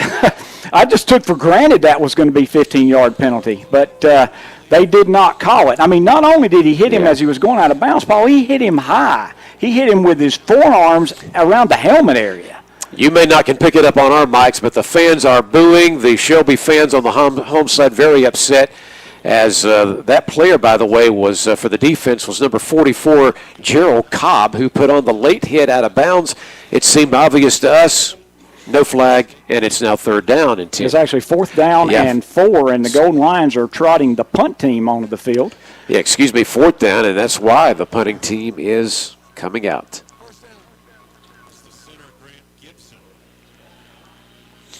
Berkowitz did a great job catching that on the bounce, and the ball was fair caught by Peoples on the 12-yard line. Yep, Cam Peoples, number 1, will not try to take on the Shelby special teams, and we're down to 4:54 to go in the second quarter. And on the No Malarkey Mr. Sparky scoreboard, I want to remind you, Shelby holding on at the moment to a 10-7 lead. That means, of course, the Golden Lions started the night with a 33-yard field goal by Berkowitz, and then they also had a nice touchdown coming up from Jalen Petty that helped them get the combination of those two scores to lead 10-7. Back to the run, back to Watlington. He couldn't find anything up the middle. Now he's going to the outside. He's breaking tackles. He's all the way across the 30, 35, and he almost gets to about the 45, out of bounds at the 43. Yeah, and again, he got hit in the backfield, but he bounced off that tackle, and then he is a load to bring down. Only the second first down for the night, and that's a CSI Mechanical first down for Reidsville, but that gets him all the way out to the 43-yard line. He did go out of bounds, so the clock stopped, so we're still at 4:43 left here in the first half. Again, Golden Lions on the Mr. Malarkey scoreboard lead 10-7. From the familiar shotgun, and they'll go back to Watlington. And again, he's trying to cut to the outside. He again is escaping the first tackle or two before he's pushed out of bounds on the far side of the field at the 49. Yep, so it's either going to be the 48 or the 49. It's going to be a nice 5 to 6 yard gain. I think they're going to put it at the 48. So it is a 5-yard gain. And so the last 3 times Watlington has run the ball, he has shown the ability that he's shown all year, having well over 1,000 yards rushing, because he's been hit quickly, but he's gotten out of those tackles all 3 times. Second down and 5, and Reidsville worried about this Shelby defense as they were pointing and looking back to the sideline. Al Lee, quarterback, will finally get that snap, and out in the flat, caught for just a second and then dropped. Incomplete. Cam Peoples couldn't bring it in at the 48. Now, Paul, that was the first time that I thought Reidsville had really set up their bread and butter play. They tossed it out to Peoples, and he had 2 blockers in front of him, and there were 2 defenders that were being blocked. And Peoples, I think his eyes got big. He was thinking, how far he was going to be able to run, and he just didn't secure the football. Yeah, and we've seen that more than one time tonight. The Golden Lions on some returns tonight, we've been fortunate to hang on to the ball on some of the punts tonight. Quarterback with a fake to one of his running backs, and he'll run straight ahead. Lee, I'm not sure he got anything on that play. He got nothing. Also, there's going to be an illegal motion on Reidsville, and Mike Wilbanks is signaling to decline that. So it's 4th down and 5. Illegal motion on Reidsville has been declined. So Reidsville has trotted out Franson, who's now going to at least set up for the 4th punt of the night. How about that? That's unusual for this Reidsville team that is known for scoring, and this against most everybody, averaging 50 points. Oh my goodness! We got a goal line stepped across the line of scrimmage. It's offsides, and that may give Reidsville a first down. And that there was just no reason. I mean, he just I don't know if he lost his balance, but he stepped over the line, and I think it's going to give him a first down. Oh, my goodness. As good as these 2 teams are, we're seeing some of the little things happening tonight. And I think it's just because they're playing one another, Jeff. I don't think this is so much the norm for these 2 quality football programs. It's these little things that are killing you tonight. And anytime you give the opposition a new set of downs, that's tough. 3:43 to go here in the first half. Reidsville 1st and 10 on the Golden Line, 47. Yep, Al Lee back to work, and Watlington can't go up the middle, so he's going to go to that outside again. So he turns nothing into something with a short gain to around the Shelby 43. Yep, he's going to end up with 4 yards. You're right, there has been nothing up the middle. But he has done a great job of bouncing it outside. So it's going to be about almost a 5-yard gain. It's interesting that the man on the sideline is standing on the 43, but they put the ball down between the 43 and the 42. Let's quickly give you some scores of some other games going on tonight. South Point leading Crest in that big battle so far tonight, 17-13. Murphy down to Robbinsville, 14-7 so far tonight. And also we can tell you Maiden and East Surrey in a barn burner, 15-14 Maiden at the moment. Back to the action here. Al Lee on the run, and here comes the defense chasing him down, and he's going to go down at the Shelby 49-yard line. Another sack. That's going to be about a 5-yard sack, and so what was 2nd and 5 is going to turn into 3rd down and 10, actually maybe 3rd down and 11, maybe 3rd down and 12. this is one of the things I've enjoyed so far about tonight's game. After Shelby's made a mistake and they've given, somewhat new life to Reidsville, giving them a first down, doing this, doing that, their defense has responded each time, Jeff, and not let it turn into an immediate score for Reidsville. Absolutely. The thing about Reidsville, though, is they are so big play oriented that the one touchdown they've had was an 82-yard bomb, and that's been their offense for the most part tonight. Yep. So Lee goes back to the shotgun. He's got double receivers to the far side, one to the near side. And he's going to go deep downfield, and again he's going to overthrow his intended receiver at around the 10-yard line. And this time that receiver was Jaden McCain, number 2. Jaden McCain had just barely gotten a little bit of separation with the defensive back, but that was pretty good. That was pretty good coverage by the Shelby defense. And so Reidsville was going to trot Franson back for another punt, but you've always got to be wary because we're down to 1:44 left here in the first half. Mm-hmm. And Reidsville's in an interesting formation. Shelby does have one man back, and that is Adams. Yep. And it is going to be a punt, and again, a high punt. Shelby needs to get away from that. In fact, I think it hit a Shelby blocker. Reidsville says they've got the ball. If it did hit the back of one of the Shelby blockers, but did Reidsville jump in there? Did the official actually see it? I'm not sure. The ball's at the 25, and Shelby's got it. Yeah, Reidsville was putting on a little theater there, Jeff. I didn't think. I mean, it was so close because Reidsville immediately jumped on the ball and acted as if they got possession after it hit a Shelby player, but they were just trying to fake out everybody, and it didn't work. Well, that was one of those situations that is really scary because that ball was kicked high and short. And so you've got defenders back trying to block, and it just about hit a Shelby blocker. So the Golden Lions have a minute 34 to work with. They have a 10-7 lead, and they've got a minute 34 till halftime. Pass out in the flat. It is caught around the 33-yard line, and then making a quick move and getting out of bounds at the 36. And I'll need to double-check the receiver that time, and I'm pretty sure for Shelby, let's say congratulations on that one to Jakeith Hamilton on the grab. That's what I thought. I thought it was Hamilton, and that's another first down, CSI mechanical first down for the Golden Lions. Yeah, that's like sweet music when we hear you say that. Here comes Lee in trouble. I shouldn't say, there's two Lees. It's Dalen Lee, and then it's Al Lee. It was our Lee, Shelby, this time having to run with the ball, and he is unable to get away from the pressure, and they're going to lose some yardage. Yeah, it's going to be a sack. It's going to be a 3-yard loss. That's going to be second down and 13.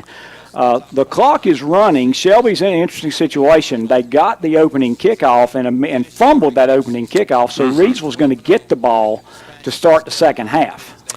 Second down and 13 for the Golden Lions here.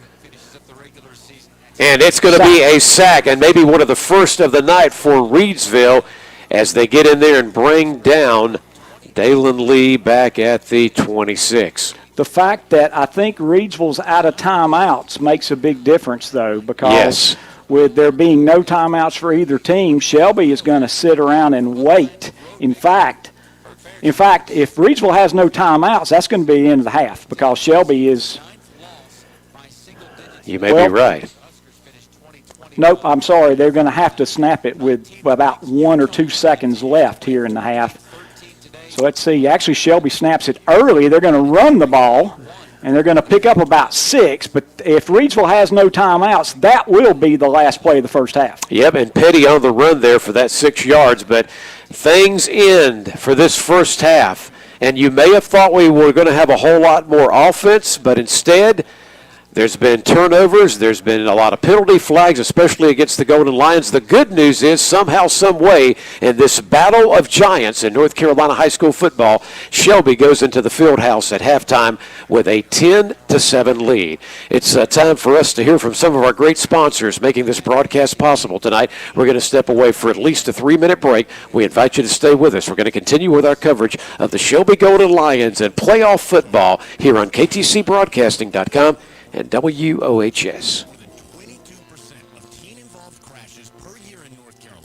A ping, pang, ding going on with your car. Teenage drivers by ensuring they practice safe driving. driving habits and avoid distracted driving. Always encourage your teams to put down the phone while changes and complete diagnostic work. And they are a North Carolina inspection station with over 30 years of experience. See A Plus Automotive in Shelby. They also do AC and heater repair. Get her running today with a stop at A Plus Automotive, 1900 Elizabeth. Follow me into this well-lit Lidl grocery store. Here at Lidl, we buy in bulk and cut down on costs wherever possible. Then we pass the savings on to you. Trust me, everything's done totally legit and above board. Nothing to be worried about. Yep, Lidl's pretty great. It's just your run-of-the-mill grocery store, except with way lower prices.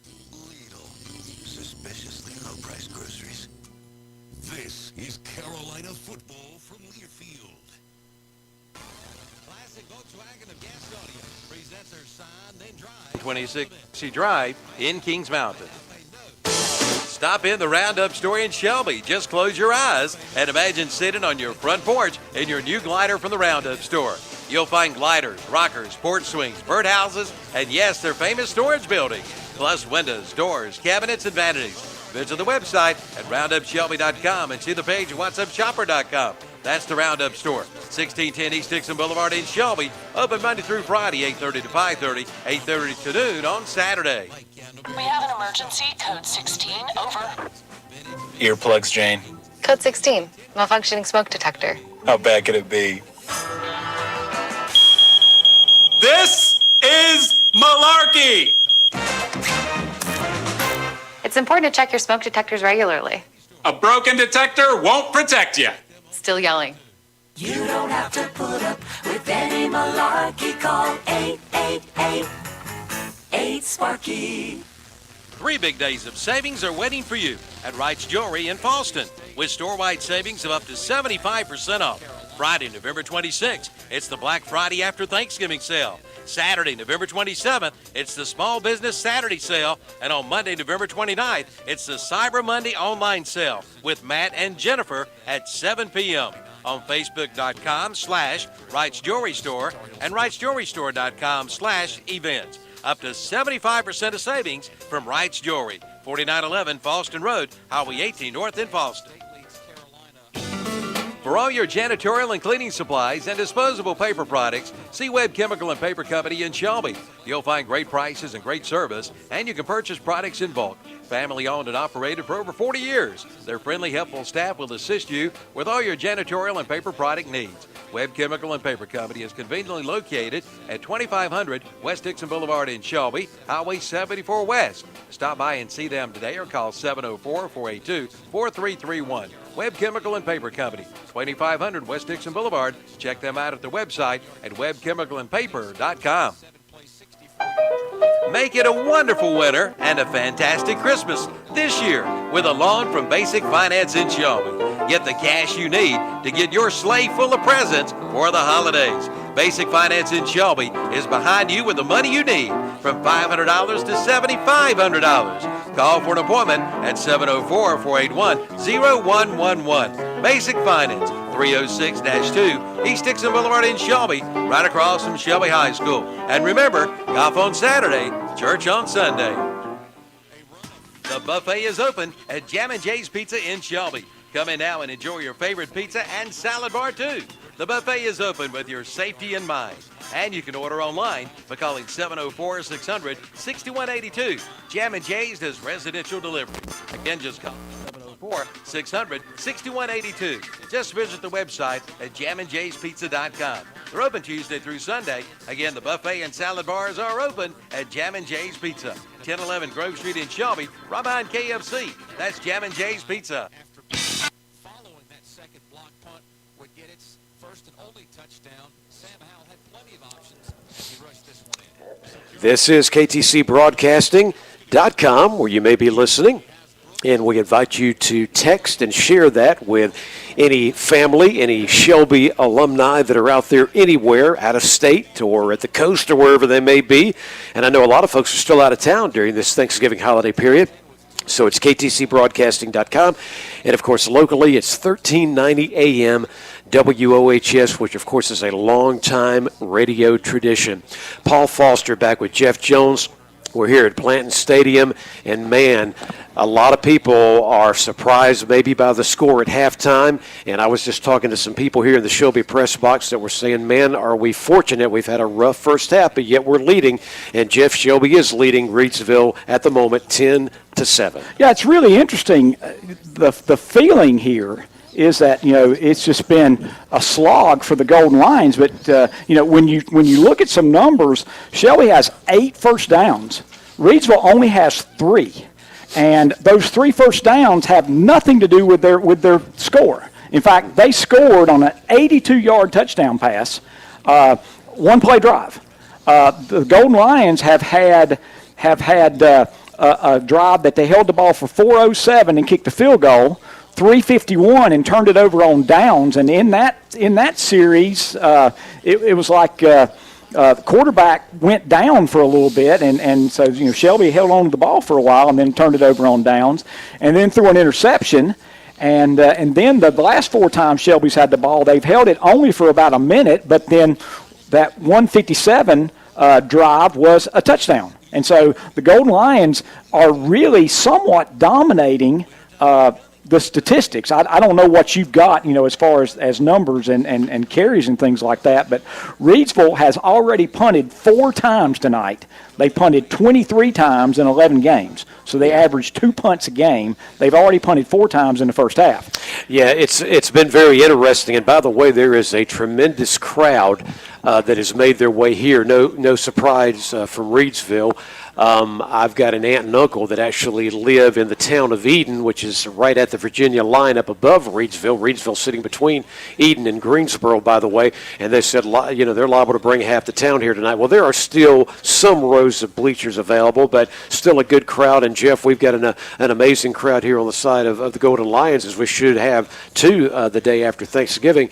And, I think, if anything, the fans are thinking, will we see more big plays? What's this going to be like? But to me, even if it's ugly, even if it remains very little scoring, the big thing at the end is, are you going to win this game? Is it going to be because of your defense, your special teams, factors like that? It may not come down tonight to a big offensive run or play. It may just be that you eat some clock up and hang on to the football in this kind of game. Absolutely, and we are at the Stadium Halftime Show sponsored by Carter Chevrolet of Shelby. Yes. And we surely do appreciate our sponsors. And we have tried to do a good job. Our penalty sponsor is WhatsAppShopper.com. Our field goal PAT sponsor, Settle Heating and Air of Shelby. Our scoreboard sponsor, the No Malarkey Mr. Sparky of Cherryville. Our kickoffs have been Jam & Jay's Pizza Factory kickoffs. And there's only been two touchdowns tonight, and that's our sponsor for that is Numbers, Tax, and Bookkeeping of Shelby. And, Paul, if you'll allow me, while you're trying to get some numbers together, maybe let me go ahead and do the recap of the first half by Okies Tire and Recapping of Shelby. Please do. And it won't take very long because, as we said, it's a 10-7 score with 7:05 left in the first quarter. Jack Berkowitz had a 33-yard field goal for the Golden Lions, and that puts Shelby up 3-0. With 2 minutes left in the first quarter, Keishane Flippin hauled in an 82-yard touchdown pass from Al Lee. Anthony Franson's point after made it 7-3 Reidsville. And then with 7:35 left in the second quarter, Jalen Petty, a 12-yard touchdown run, Berkowitz's point after, and Shelby leads at halftime 10-7. A couple of other statistics. The Golden Lions have 8 first downs. They have been guilty of 7 penalties for 52 yards. They have lost a fumble, and they have lost 2 fumbles. They've lost a fumble and an interception. The Reidsville Rams have 3 first downs, 1 by pass, 1 by run, and 1 due to a penalty on Shelby. They've been guilty of 3 penalties for 15 yards, and they have turned it over once on a fumble. In fact, of their 3 first downs, one of their first downs, they got the first down, and then the receiver, after he came down with the ball was jarred loose, and the Golden Lions recovered it. So their one passing first down immediately turned into a turnover. But, of course, the big play, the 82-yard touchdown pass that Keyshawn Flippin hauled in from Al Lee. So as we stand here at the half, the Golden Lions lead 10-7. Thank you so much, Jeff. We're going to take a timeout, and then we'll continue with our Stadium Halftime Show presented by Carter Chevrolet and Shelby. A reminder that Shelby leading Reidsville in this important playoff game so far tonight by a score of 10-7. From KTCBroadcasting.com and WOHS, a longtime radio tradition. Don't let bad plumbing drive you plumb crazy. Call the plumbing experts. That's Olmsted Plumbing in Forest City. Sure, they can clean your drain or even do a camera inspection for sewer line and replacement. But did you know they have water treatment systems and water heaters? From residential to commercial, they do it all. Give them a call at 828-245-7302, 828-245-7302. And they also have employment opportunities. Call Olmsted Plumbing at 828-245-7302 and like them on Facebook too. When it comes to taxes, you need to see the tax professional. That's Noah Kay at Numbers Bookkeeping and Income Tax Service in Shelby. And you've gotten a little letter from the IRS, come see Numbers. Get the advantage. They'll help you take advantage of the credits and deductions that you deserve. Just call 704-484-2783. See Noah Kay at Numbers Bookkeeping and Income Tax Service, 707 South Lafayette Street in Shelby. They are there for you. No matter the weather outside, Bill Shuford Heating and Air in Shelby keeps you comfortable inside. They carry American Standard and Goodman Heating and Air Conditioning Systems. And right now, for qualified buyers, you can get a new unit for as low as $85 per month. See them for all the details. Cleveland County's leader in home comfort since 1983 is Bill Shuford Heating and Air. 213 Campbell Street in Shelby. Online at BillShufordHVAC.com and see their page at WhatsAppShopper.com. This Christmas, get on the team, the winning team, the Bradley team. Since 1990, Bradley's has been a top supplier of custom screen printing, embroidery, team uniforms, athletic apparel, and equipment. Plus, they do political signs and banners, and now yard cards for your special event. And check out their line of letter jackets for all area schools. Plus, Richardson 112 caps are in stock.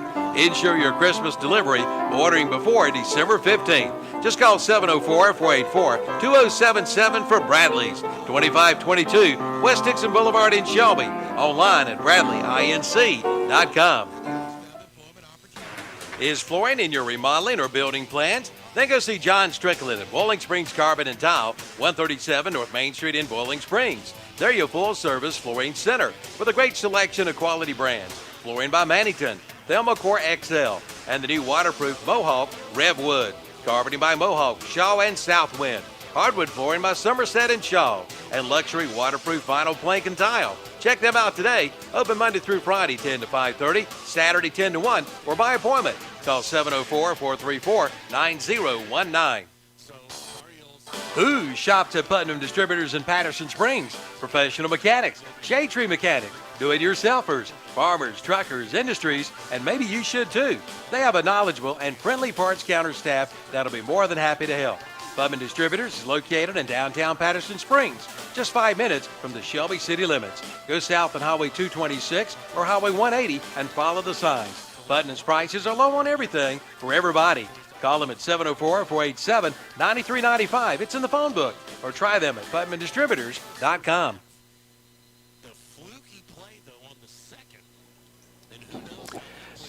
Our coverage continues on KTCBroadcasting.com and on 1390 AM WOHS. The Shelby Golden Lions, you expect them to be no surprise for them to still be alive in the playoffs the Friday night after Thanksgiving. It might have surprised some folks when it ended up being that unbeaten Reidsville would come to town to meet them in this game. And remember, folks, that you still have to win one more game to get to the state championship. And, of course, the winner of the Maiden East Surrey game will take on the winner of this one between Shelby and Reidsville. By the way, welcome into our final few minutes of the Stadium Halftime Show presented by Carter Chevrolet. Paul Foster and Jeff Jones back with you. Jeff, there's been a lot going on in this first half. The good news for the Golden Lions is they are the team up, but it's only 10-7. Yeah, it's 10-7, and Shelby has overcome a fumble of the opening kickoff and turning the ball over deep in their territory. Gave up no points to that.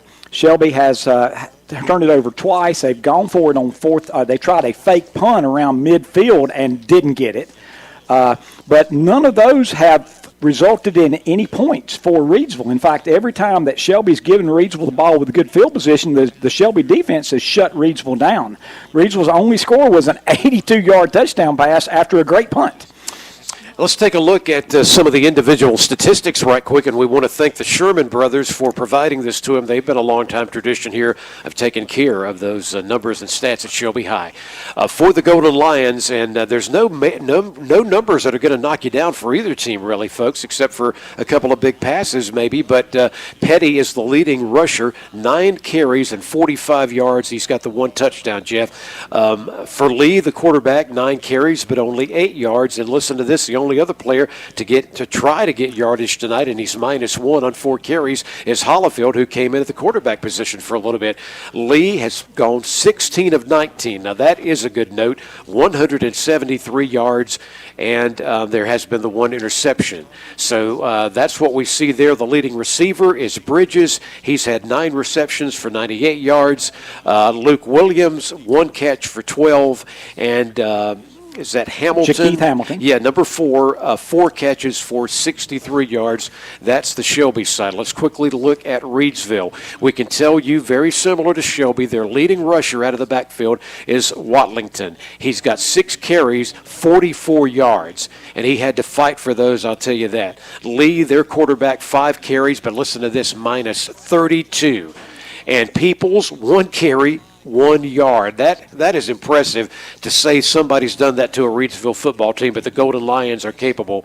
Flippin is the leading receiver. He had the big one for the touchdown, 2 receptions and 95 yards. In fact, he is the only receiver with a catch. Yeah, because exactly. Lee is, 2 of 9? Yes. 2 of 9, Two and he of 9. completes 70% of his passes on the year. So let's take a look quickly because both teams are just beginning to come back out on the field. We've got time to do this. For the Golden Lions, the overall statistics, total yards, here's what I wanted to find. Shelby, 223. We have held Reidsville to 113. So Shelby 223, Reidsville 113, Shelby with 2 turnovers. And Jeff, that's what I'm feeling good about. There's been two turnovers, penalty flags that have helped Reidsville, but yet they've only got 7 points out of it. Paul, I don't know if we've got time for a commercial. Both teams are making their way on the field, and the Golden Lions are running their kickoff team in. So we apologize to our sponsors. This has been an interesting night with some issues with our technology, and we apologize for that. But you have been listening to our stadium halftime show by Carter Chevrolet in Shelby, and we're ready for a Jammin' Jay's Pizza Factory kickoff to start this second half here in the Western semifinals. And let me quickly drop this to everybody, Jeff. There's a big game going on the other side of Cleveland County right now in the 3A West. South Point leading Crest in the third quarter with 8 minutes to go, 17-13. Again, it's South Point 17, Crest 13. 2 programs that know each other well. 8 minutes left to go in the third. Well, we're ready to start this second half. And Berkowitz has the ball teed up in the middle of the field now. So who knows which direction he's going to go with it, Paul. We're about to find out, though. Yes, we are. And Berkowitz is going to kick this one over to the right side. It'll be taken at the 18-yard line, trying to make a move, and the Golden Lions are there to prevent the return man going any further than the 29-yard line. And so that means that Reidsville is going to start on their own 29-yard line. We always felt back when I was coaching, Paul, if you could make a team start inside the 30, that was a good kickoff. And another thing, I think it's excellent job by special teams because that ball was not kicked as deep as it could be by Berkowitz, and we prevent them from getting, as you say, any further. They did not get to the 30. Quarterbacks wanted to go to the air. They're going to go deep downfield immediately. And Shelby's there. It's intercepted at the 42-yard line. And is that number 19, P.J. Hopper, my player to watch? Again, I'm so sorry. I can't really make out the number. It's either 18 or 19. Can you tell, Paul? Yeah, I'm looking right now to... It's 10. I'm sorry. Yeah. I finally figured out. It's 10, T.J. Griffin. And I was getting my binoculars. My eyes aren't what they used to be, Jeff, but you're right. And a great job by him. So Reidsville wanted to go deep immediately, and the Shelby defense is going to take care of business, and Shelby's back on offense. And back goes Petty. And, man, this young man's coming out like a fireball to run over defenders and to run just across the 50-yard line. So he's going to pick up 8 yards. That's going to bring up 2nd down and 2 for the Golden Lions. Al Lee was under great pressure that time, and he really underthrew the pass due to the fact he was being drilled by one of the Golden Lion linemen. Again, quickly up the gut to again, Jalen Petty, and he's up to the 45-yard line, and it will be a 1st down for the Golden Lions, a 9th CSI Mechanical 1st down for the Golden Lions, and they are quickly on the Reidsville 45-yard line, 1st and 10 Shelby. Start off in the pistol formation, Paul. They will do that familiar pistol. And they'll keep it on the ground here and trying to get up the middle. Good pursuit by the defenders that time. And Petty will go no further. As a matter of fact, maybe about a yard loss or more on the play. Yeah, he's going to have a 2-yard loss. They ran the jet motion, and they were trying to fake that jet sweep and hand it to Petty. And he was met very rudely by one of the defenders for Reidsville, so that makes it 2nd down and 12. We're at 10:35 to go here in the 3rd quarter. Shelby leading 10-7 on the Mr. Sparky scoreboard. Lee trying to get the defense to jump off sides, calling out parts of his signal, but not ready for the snap. Goes back to the Shelby sideline for some details, and Petty again jumping as far as being alongside his quarterback from left to right now. And double receivers on both sides of the field. Looking over the middle throw, broken up and incomplete.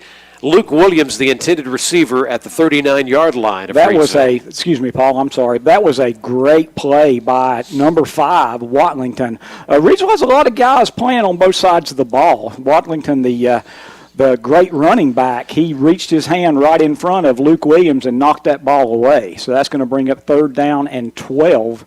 Big play here for the Golden Lions early in the 3rd quarter. Yep, you make a good point, though, about going both ways. Cam Peoples is out there. Watlington, as you mentioned, plenty of time. Good blocking. Going to let it fly and overthrown the intended receiver at the 20-yard line.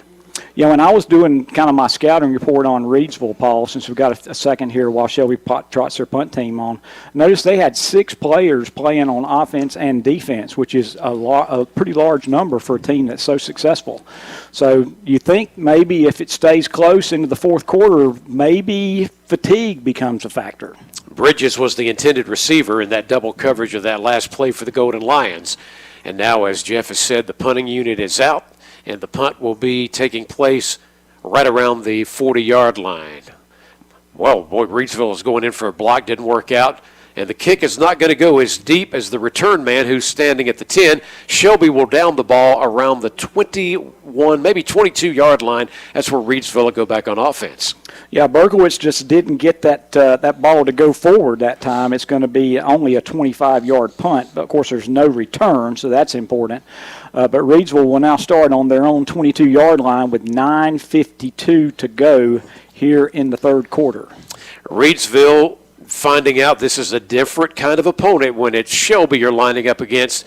They're still trying to get off a big play. Nobody in the backfield. Again, it's all about the passing game at the moment with triple receivers to the near side, one man in motion from the far side, over the middle, over to the flat on the far side of the field, and it is overthrown. Flippin was briefly open. It sailed right through his fingertips, but, Jeff, the defense was going to be there. Well, let me tell you one reason that ball was overthrown. Santana Hopper read it, and he ran toward Flippin, and Al Lee had to throw it high to get it over Santana Hopper. And so that was, again, the Shelby defense obviously has gotten ready for that quick pass out into the side. By the way, Santana Hopper coming into tonight's game, 29 tackles for loss, 10 sacks, and of course he's headed to play on the next level with App State. Watlington on the carry, and he gets very little. He's tripped up, a low tackle. He goes down back at the line of scrimmage. In fact, he's going to lose a yard, so it's going to be 3rd down and 11. Golden Lion defense playing well up to this point. 3rd down and 11 Reidsville on their own 21-yard line. We're 9:24 remaining here in the third quarter. Shelby leads 10-7. Shelby a little bit confused running around on defense. That's a little bit scary. Reedsville on 3rd and 11 needing a big play. Quarterback's in trouble again. They'll sack him again. He's down at the 20. And that was Malachi Hamrick, Yes, it was. number 8. He ran up past the quarterback, and then when the quarterback stepped up into the pocket, he kind of went back and came forward and made a big hit. In fact, Al Lee did a great job hanging on to that football, Paul. Well, you make an excellent point. I tell you what, this is an attacking defense, and I like the way Shelby started the third quarter. Let's just hope when they get the ball back on offense this time that they can keep their drive moving. Here is the punt by Flippin. Best punt of the night for Flippin. My gosh, it was a high one, and no return here. It was originally going to be a fair catch by none other than, it'll come to me in a minute. That was Adams. Yeah, of course, Marquise Adams. And he lets it go behind him. It was that great of a punt. Yeah, that flew well over his head, and it's going to be a 51-yard punt for Franson. Golden Lions are going to start on their 29-yard line. Jeff, I feel like this would be a big step. Now, we know both these offenses can strike quick if they get the opportunity, but I feel like if Shelby could add another touchdown, especially the way they're playing so far in the second half, it'd be big. They're going to go back to the run, running to the outside. This time breaks away from the first tackle, and Petty with a nice run all the way to the 41. Yep, he's going to get a first down, another CSI Mechanical first down, the 10th first down for the Golden Lions on the night. Reidsville only has 3 first downs. So first down and 10 on the Shelby 41. The ball went out of bounds, so it's 8:18 left, and Shelby quickly over the ball, and it's the shovel pass forward, and boy, he has hit the seam. Look at this. And that 25, 20, 15, all the way to the 10-yard line. Oh, my goodness, what a run. I can't see the number, Paul. A great job by none other than number 6 for Shelby, Bridges. And that is a pass.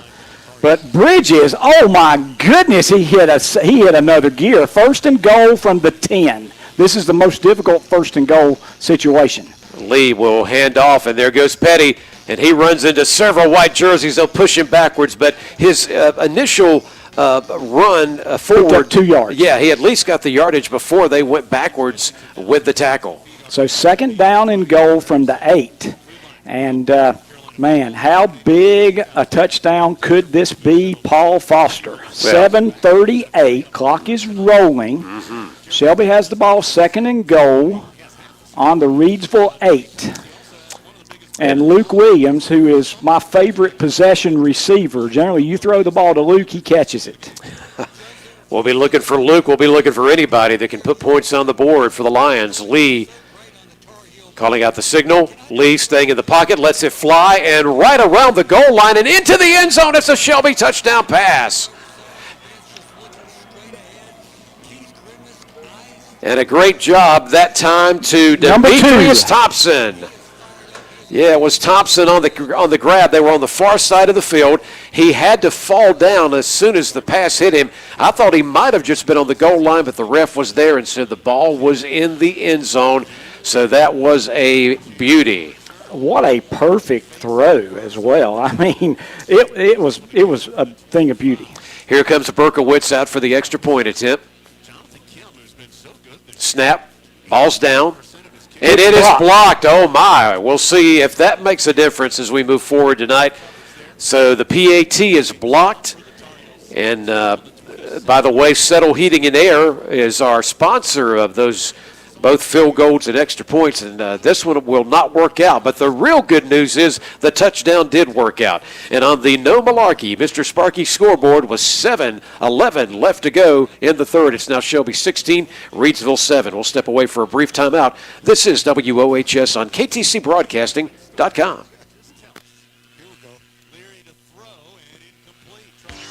It's time to make sure your tires are ready for winter weather. It's time to go by Okies Tire in Shelby and let them give you a tire checkup. If it's round and it rolls, chances are Okies can help. For over 43 years, they've been serving this area with the best prices and service on tires. Name brands too. See Chris or Ken today at Okies Tire, 800 West Warren Street in Shelby. Plus, right now, they have employment opportunities. Just call Okies Tire at 704-487-7392. Right back to the action. Paul Foster, Jeff Jones, your broadcast crew tonight at Shelby for the Golden Lions and the Rams of Reidsville. Shelby now up in this game with 7:11 to go in the third. It's 16-7. There's Shelby's kick. Taken at the 11-yard line, across the 15, across the 20, and finally going to go no further than about the 29-yard line. Looks like a Reidsville player is down on the field, and he was a blocker. He had nothing to do with the run. He's now getting up slowly, and that's number 10, Julius Miller, one of their slot backs. And he's making his way off the field. Shelby with a great coverage that time. That's the deepest kickoff of the night from Berkowitz. That went about 51 yards, but good coverage. And now Reidsville has got to feel like they got to get something going now. They're down 16-7, and they did a good job getting their hand on that point after by Berkowitz. But it's a two-possession game now here in the third quarter. And this is a position they are very unfamiliar with being in. They're going to go deep downfield, trying to hit their receiver. In double coverage, it's knocked away and incomplete as the intended receiver was Quishine Flippin on the far side of the field. That was a perfectly thrown pass. Flippin got his hands on it, but again, I think that might have been Pete. That was either P.J. Hopper or it was T.J. Griffin that came over and helped make the play and jerked that ball out of his hands. I mean, Paul, what a beautiful pass. I mean, It was good coverage, and it was thrown perfectly on the money. But again, and I do think that was number 10, T.J. Griffin. He got over there from center field and got that ball out of his hands. And if I'm not mistaken, and you may be more on top of this than me, am I correct that I think Reidsville may have won 32 games in a row coming into this one tonight? I think it's 32 or 34, I heard. Yeah, so, I mean, think about this being a different world they're in. Of course, we've still got a lot of football to go. And here comes their quarterback with a big quarterback keeper, and he's going to give them a first down all the way across the 45-yard line. Yeah, they definitely needed that. That was a really nice play call. Al Lee is more of a runner than is Dalen Lee, and that was just the old-fashioned quarterback draw. That was out of the empty set, and he found a small void in the middle, and he took advantage of that. So 1st and 10, Reidsville on their own 44-yard line. We're 6:30 remaining here in the third quarter. From the shotgun in an empty backfield, except now Watlington is coming from the wideout position to the backfield. Here's a pitch to him, and then throwing it back to another running back who looked like he wanted to go to the air with it. Cam Peoples is in all kind of trouble. He's dropped at the 40-yard line. So it's going to be a 4-yard loss on that play, and Peoples is still. It was that Peoples that was right. He's still down. He sure is. He's holding that ankle, and maybe we have time for an injury timeout, Paul. I think we are going to have time for a break, and we'll take it. With 6:07 left to go in the third quarter, the Golden Lions of Shelby leading Reidsville on KTCBroadcasting.com and WOHS by a score of 16-7. It's time to get your lawn ready for winter weather. It's time to head to Hojo Power Sports and Equipment in Shelby for a brand new C-Turf Aerator, now in stock and ready to roll. Also check out the lines of Red Max, Husqvarna, and Shindawa trimmers, blowers, and chainsaws, plus Ferris, Snapper Pro, Simplicity, Walker, and Hustler mowers. That's Hojo Power Sports and Equipment, 110 Grigg Street off South Lafayette Street in Shelby, online at hojopower.net. 100 years of anything means a lot. And at Honda Motorcycles of Shelby, you'll find over 100 years of combined motorcycle experience. So they must be doing something right. If you're in the market for a new bike, trike, or four-wheeler, or ATV, see the folks you can depend on for sales, service, and parts. That's Honda Motorcycles of Shelby, with over 100 years of combined motorcycle experience. Honda Motorcycles of Shelby, 4402 East Dixon Boulevard in Shelby. Here's some good news. It's 2 for 1. Two good companies have now become one great company. Hopper Heating and Air in Shelby and Shelby Heating and Air have combined their businesses to become Shelby Heating and Air. David Hopper invites you to call on them for all of your heating and air conditioning needs with name brands like Carrier and Goodman, plus complete service and repair. Shelby Heating and Air and Hopper Heating and Air. Now one. Give them a call at 704-487-7877 today. We're back live. The Shelby Golden Lions and Reidsville on WOHS. Shelby 16, Reidsville 7, and the injured player Cam Peoples finally able to walk off the field, certainly favoring, what was it, that right leg, Jeff? I think it was a right ankle, yes. They were trying a reverse pass, and it was covered, and Peoples was swallowed up for a 4-yard loss. Second down and 15. Reidsville going to the air again and falling to the ground, bringing it in. It's complete at the 46-yard line. First time we've mentioned tonight, Lorenzo Mendoza. Yes, sir, and that's a 6-yard gain. That's going to make 3rd down and 8 for Reidsville. They're on their 46-yard line. There's 5:34 left here in the third quarter. Golden Lions lead 16-7. They've never run into anything like the Golden Lions, and we've talked about those mistakes that can kill you. It appears that there's going to be a penalty of a Golden Lion defender jumping off sides. And that was Malachi Hamrick, a little bit premature. He jumped, and that's going to be a 5-yard penalty, and that's now going to be 3rd down and 3, a whole different animal for the offense. That's the first penalty on the Golden Lions here in the second half. So that does take them into Shelby territory, but as Jeff just mentioned to you, they still need 3 yards. So 3rd and 3. Wonder if they don't get it here, if they're going to go for it on 4th down. We'll wait and see what happens on this play. Handoff to Watlington. Watlington cutting to the outside again, and he's going to be right at the first down marker at the 46-yard line. I believe he's going to have it. And again, Watlington tried to step up in the middle and bounced it out to the left, and that's where there has been a little bit of room, bouncing it out to the left. And they're looking at it. They may bring the chains in, but I really think it's a first down. But now there's okay, the original signal, I saw the head official put his fist up in the air, which means 4th down. Yeah. But now they're going to measure, and it's going to be really close. I'll guarantee you they're going to go for it if they don't have it. Yeah, because it's 4th and an inch. Exactly. Or it's going to be 1st and 10. In fact, I think they've got it. Let's wait and see what the official. We just can't see because there's players between us and stretching out that chain. Wow. So it's going to be 4th down and inches. Interesting.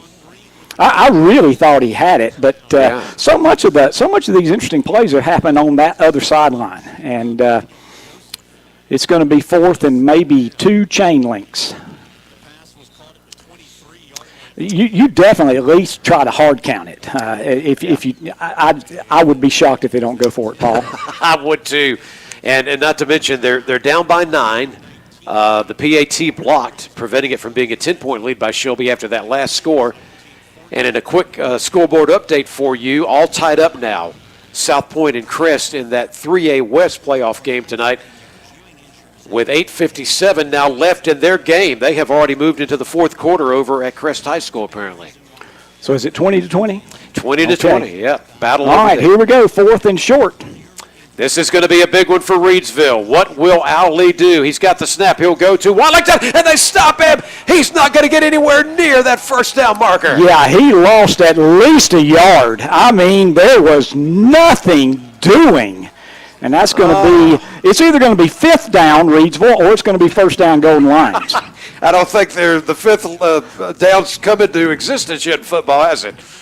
What a big play. There's just nothing there. No, this place is going nuts, the home crowd, and it is very quiet across this stadium, folks. These Reidsville fans are not used to seeing their team be held to 7 points halfway through a 3rd quarter of a game. So the Lions go back on offense. Lee and the guys go back to work. Petty trying to run to the outside. They're going to run him down pretty quickly. He does get a little bit of yardage to the 49. He's going to get a 2-yard gain. What I've liked about Petty is, for the most part, he's gotten at least 2 yards. They haven't been in a lot of lost yardage situations. A couple, but not a lot. So that's going to be 2nd down and 8. Wait a minute. I think we got a penalty on Reidsville. Yes, we do. I don't see the flag, so I'm not sure what it is. I think it's going to be. I think it's a face mask. Yeah. It's a 5-yard face mask, so yes, it's still 1st down, but now it's going to be 1st down and 3. And by the way, that was a whatsupshopper.com penalty flag. Check it out, whatsupshopper.com. Back to Petty. This young man's been working hard tonight to get what he can. He had about 45 yards at the half. He got about a yard that time. Yeah. These defensive lines are pretty tough to run straight ahead on. At number 44 is an excellent linebacker as well. And, of course, he's playing a little bit of defensive end right now, but there's not been a lot of room for the Golden Lions, but it's 2nd down and 2 now at the Reidsville 45. We're down inside 4 minutes to go in the third quarter. But there's a lot of football left, Paul Foster. Yeah, when you got teams that have got the athletes and can get a score so quickly, this is not a done deal by any way. Back to Petty going to the far side of the field this time. And again, the defensive pursuit is going to let him get just a small gain to the 44. Yep, it's going to be a yard. So what was 1st and 3 is 2nd and 2, now 3rd and 1. So 3rd and 1, we're on the Reidsville 44-yard line, and it's a little bit more than 1, wouldn't you say, Paul? Yes, sir. I sure would. It looks to be more. My role model, Woody Durham, would say a long 1 on that one. One of the best broadcasters of all time. When you bring up that name, no doubt, we certainly miss him. Shelby's bringing in the big package. Yes, they are. And that includes, of course, the likes of Santana Hopper out there. But this time I think we've got Adams in instead of Hollifield. We do. So Adams awaits the snap. He gets behind some blockers, and he stretches out for just enough to get the first down and a little bit more. Yeah, he needed about 1.5 yards, and he got 2.5. Now, in case you're wondering why that's not Hollifield, the very first game of the season at Kings Mountain, Adams was the man running this formation, but he got injured, and he's been out for a lot of games, and it's been really nice to have him back. So that's another CSI Mechanical first down for the Golden Lions. 1st and 10 on the Reidsville 42. 2:45 to go here in the third quarter. Shelby leads 16-7. Yep, and the more the clock ticks, the better as Shelby continues to eat up some clock. We still got another quarter to get in, though. Shelby now moves Petty back into the pistol formation. That they do, and the ball goes to Petty.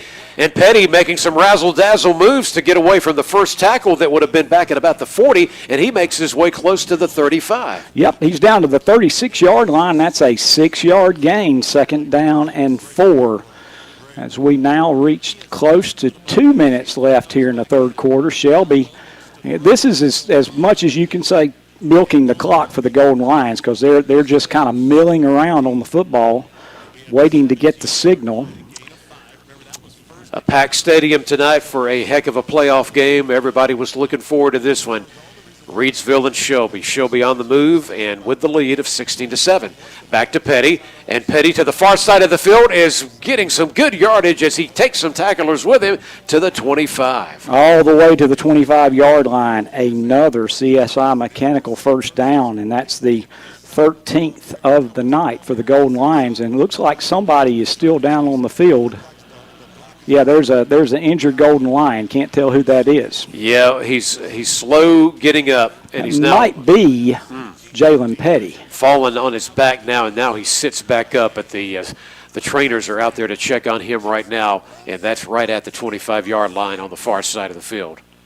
Let's take us a quick break, Jeff. We've got this injury timeout. A reminder, 1:40 to go in the third. Shelby 16, Reidsville 7. This is KTCBroadcasting.com and WOHS. The automobile rates have never been better than now at Reed Lindsay State Farm Insurance Agency in Shelby. If you're in the market for automobile insurance, now is the time to see Reed Lindsay State Farm Insurance. Their mission is to help people manage the risk of everyday life and help you recover from the unexpected and realize your dreams. You'll find a friendly staff that will work hard for you and your insurance needs. From auto to home to property, life insurance, and more, see Reed Lindsay State Farm Insurance Agency, 1671 East Dixon Boulevard in Shelby, open 9 to 5 Monday through Friday, online at reedlindsay.com. Up in the morning and out to school. Back to school brings many things. Things like increasing your knowledge, meeting new friends, and unfortunately some sniffles, allergies, and coughs. Be ready. Professional Pharmacy in Bowling Springs has your basic back-to-school healthcare products. Just talk with one of their friendly professionals. They'll be more than happy to answer any question you may have. Professional Pharmacy, 128 North Main Street in Bowling Springs. Call 704-434-9897 today, where you get the service you deserve from neighbors you can trust. Paul Foster back with Jeff Jones. It's our pleasure to be calling this game to you tonight, and the injured Lion is coming off the field now, Jeff, as we return from the injury timeout. And I do believe it is Jalen Petty, and he's favoring that right leg, but he is walking on his own, but he's coming off pretty gingerly. And got to see if we're going to see number 22, Bryson Key, and I think we will see Bryson Key. Yes. Key and Petty have been pretty much a 1-2 punch all year. In fact, they both have pretty much the same number of yards rushing and the same number of touchdowns going into this game. Yep, you're right. They both had 8 coming into tonight, and Lee has 563 yards rushing, and he gets the ball right here, so you got fresh blood. And here he goes. He breaks a tackle, 20, 15, inside the 5, all the way to the 3-yard line. Bryson Key with a 16-yard run right off the bat, and that is yet another CSI Mechanical first down. The Golden Lions first and goal on the Reidsville. Well, if they'll put the ball down, I think it's going to be just inside the 4-yard line. So let's just say the 4-yard line, and Shelby's in the regular formation. Key to the left. Yes, they are, and I tell you what, Key was as a hot spark. They're going to go back to him again. He's going right up the middle, and he's going to break through everybody. And Reidsville's beginning to hang their heads as this is a rough spot for them. They're not used to this, folks. Thanks to the 4-yard run, Bryson Key touchdown. Shelby now leads 22-7 late in the third quarter. That was a 3-minute and 38-second drive for the touchdown for the Golden Lions. Jeff, I got to give you a lot of credit. And let me just tell the audience, when we were in the break a few minutes ago, he was mentioning the name. He says, wonder if we're going to see a Key get involved, or Bryson Lee, I should say Lee, get involved in the action. Little did we know that Petty was going to have to come out. 2-point conversion for the Golden Lions. Yep, the quarterback looking, pass throw. Oh, it is hit. Tipped. Yep, tipped, and unable to grab it would have been Demetrius Thompson in there on that play. So the 2-point conversion is no good, but the good news is another Shelby touchdown. And now we can tell you on the No Malarkey, Mr. Sparky of Cherryville scoreboard, Shelby with 1:10 to go in the third quarter, leading 22-7. We'll be right back with our coverage here on KTCBroadcasting.com and WOHS 1390. 4 generations. Now think about that. 4 generations of serving our area, providing understanding, care, and comfort to help you through a difficult time. That's Cecil M. Burton Funeral Home and Crematory. That's over 90 years of experience, knowledge, and tradition. Their staff takes pride in the professionalism your family will receive. Cecil M. Burton Funeral Home and Crematory, 106 Cherryville Road in Shelby. Online at CecilMBurtonFuneralHome.com. Call 704-480-8383. Well, first of all, we've got to say there's a lot of excitement for the Shelby Golden Lions, but there's still a lot of football to be played. We've still got another quarter to get in, 1:10 to go in the third, but Shelby now leading Reidsville in their 32 or 33 straight game winning streak. They lead, Shelby does, 22-7.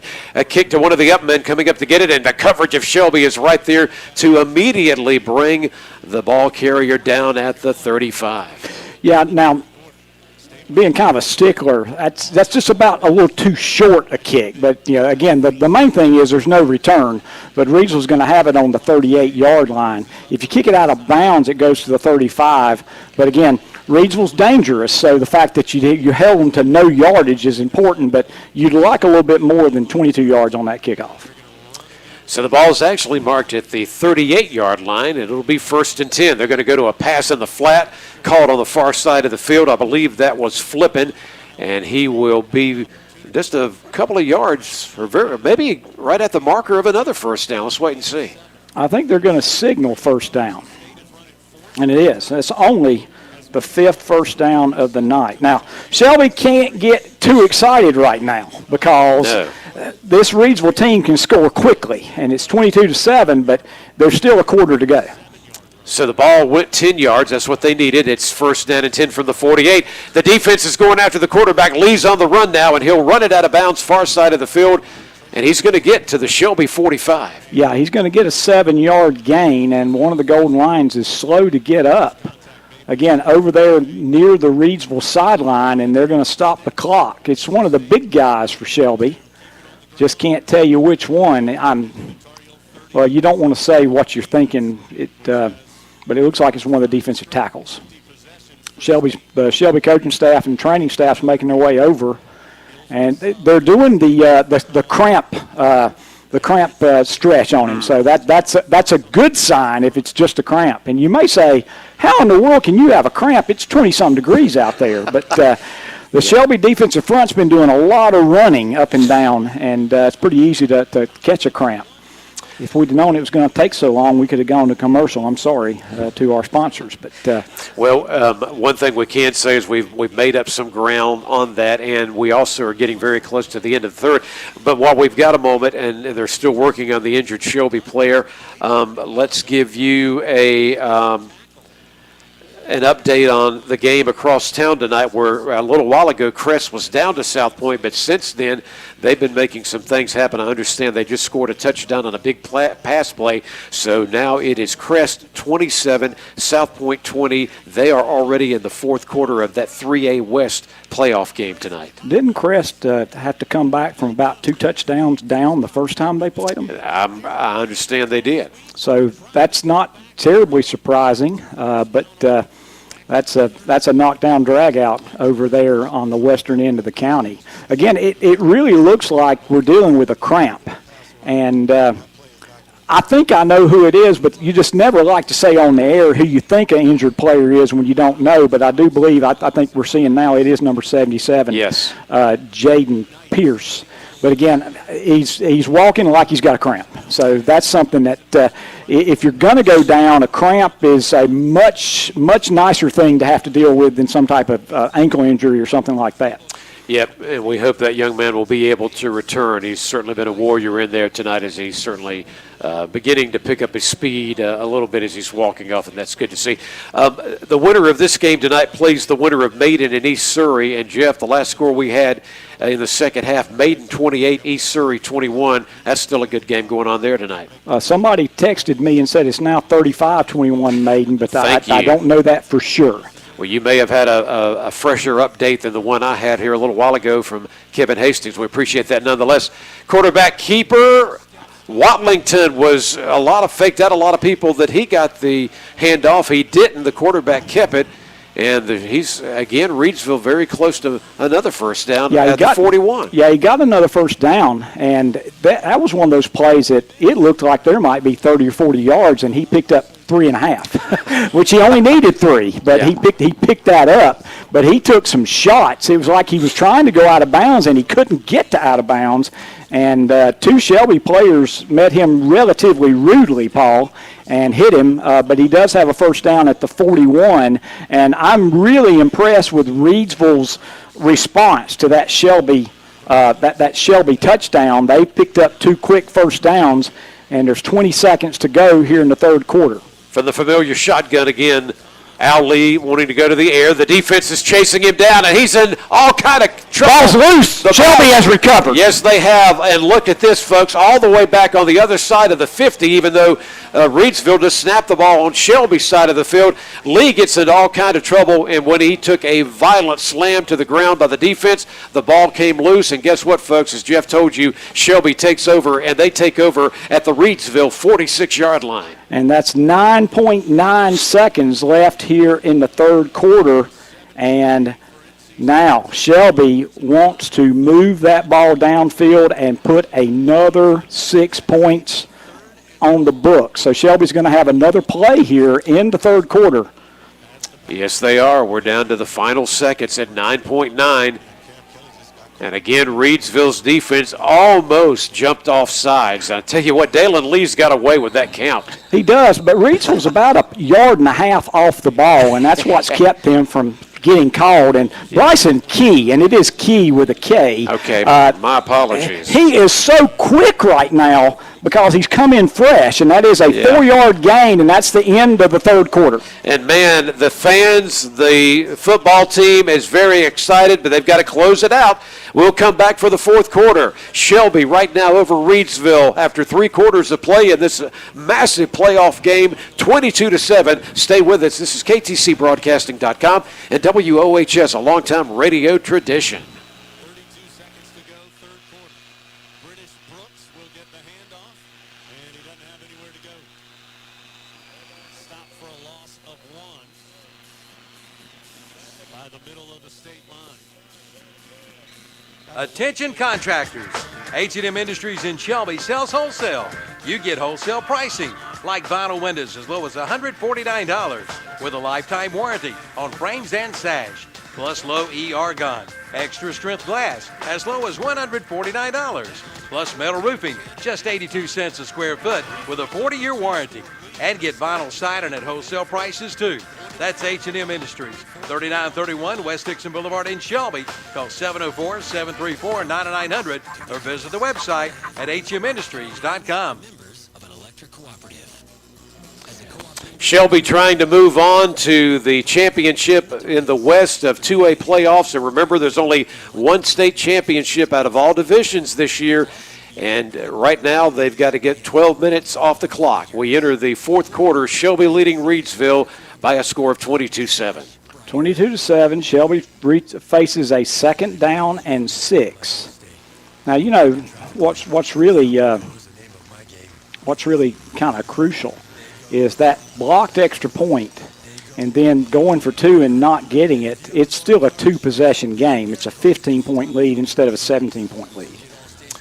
So Key remains in the backfield after Petty left the game due to an injury earlier, and this is one of the shortest gains for Key of the night. They're going to get him pretty quickly, a very small gain. Yeah, in fact, I think he's going to have a 1-yard loss.